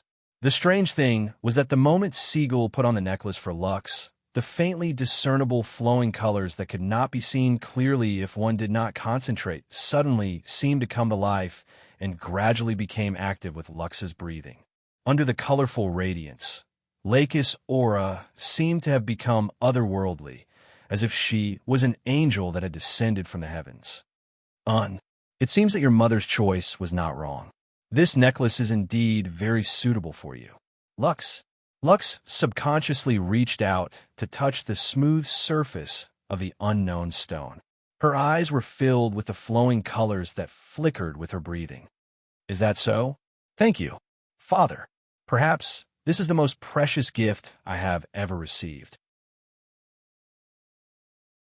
Seagull nodded silently and then looked at Ray Minkai. Kai, I'll leave the rest in your hands. After saying that, Seagull meaningfully patted Ray Minkai's shoulder and turned aboard the spaceship to Earth. Under the gaze of the two people, the spaceship carrying Seagull Klein met up with the giant serpent's tail and embarked on the journey back to Earth. Perhaps it was because of the parting of father and daughter once again. Lux's mood seemed to be somewhat low after the spaceship left. After Ray Minkai sent Lux back to her room without any doubts, he was called to a remote corner by the white cat State Zero. Kai, do you still remember what happened when we were bombed by the MDE? MDE? The white cat State Zero had privately mentioned to Ray Minkai that it had felt a wave of energy at the moment of the MDE explosion. Not only did the white cat State Zero find this wave of energy familiar, but it could also be the reason why Ray Minkai and the white cat State Zero survived the MDE explosion and ended up in this world. You've discovered that wave of energy? Ray Minkai was shocked and suddenly remembered the strange expression on the white cat State Zero's face when it saw the necklace. State Zero, don't tell me you. The white cat State Zero glanced at the puzzled Ray Minkai and nodded silently. That wave of energy is that necklace. My senses can't be wrong. Wait. The white cat State Zero was certain that the necklace was the reason why they survived the MDE explosion and ended up in this world. However, this made Ray Minkai even more puzzled. When the MDE explosion happened, I didn't feel much. However, since this wave of energy allowed me to survive, then was there someone in the convoy who was holding this shard and coincidentally triggered the shard's energy when the MDE explosion happened? The white cat State Zero lowered its head slightly and thought for a while. It first nodded and then shook its head. This made Ray Minkai puzzled for a while. Maybe your guess is right. When the white cat State Zero spoke again, it had already acknowledged Ray Minkai's guess. Maybe there was someone in the convoy who was holding the shard and coincidentally triggered the shard's energy, causing us to end up in this world. However, who do you think is qualified to hold the shard of our home world in that convoy? When ordinary people come into contact with the shard of our home world, they will only sink into the power of the shard. In an instant, Ray Minkai was stunned. Recalling the list of important personnel in the convoy at that time, it seemed that there was only one person. It can't be. A shocking fact suddenly appeared in front of Ray Minkai's eyes. Then, if this is true, then are you afraid that she will regain her real memory? Just like the time when you lost your memory. Ray Minkai had a similar experience before. Therefore, the white cat State Zero saw Ray Minkai's concern at a glance. That's one thing. If a bitter smile appeared on Ray Minkai's face. If Her Royal Highness turns back into Her Majesty the Empress, isn't that what you want? You have at least 2 empresses in your family. The white cat State Zero ignored Ray Minkai's bitter smile. Instead, it was still teasing Ray Minkai with euphemia and Ethlam. That was just an accident. Raymond Kai's eyelids twitched a few times, and he weakly refuted. TSK, if it was just an accident, what do you think we should do? The white cat state zero curled its lips. I tried to call out to the shard just now, but the shard did not respond to my call at all. Minkai, you have to know that this is the first time. Is it when you suddenly ran out just now? Otherwise, do you think I'm the kind of shameful cat that has nothing better to do and runs out to act coquettishly with humans? I'm a metal creature, the long-toothed lion with the power of evolution. After a low growl sounded from its throat, the white cat state zero slowly swung its tail and thought about its thoughts. According to my observation, that shard is probably related to your little princess. So, Minkai, you're on your own. That you're tuning into the Warrior Lore YouTube channel. Don't forget to subscribe and join us on this journey to catch the most captivating stories.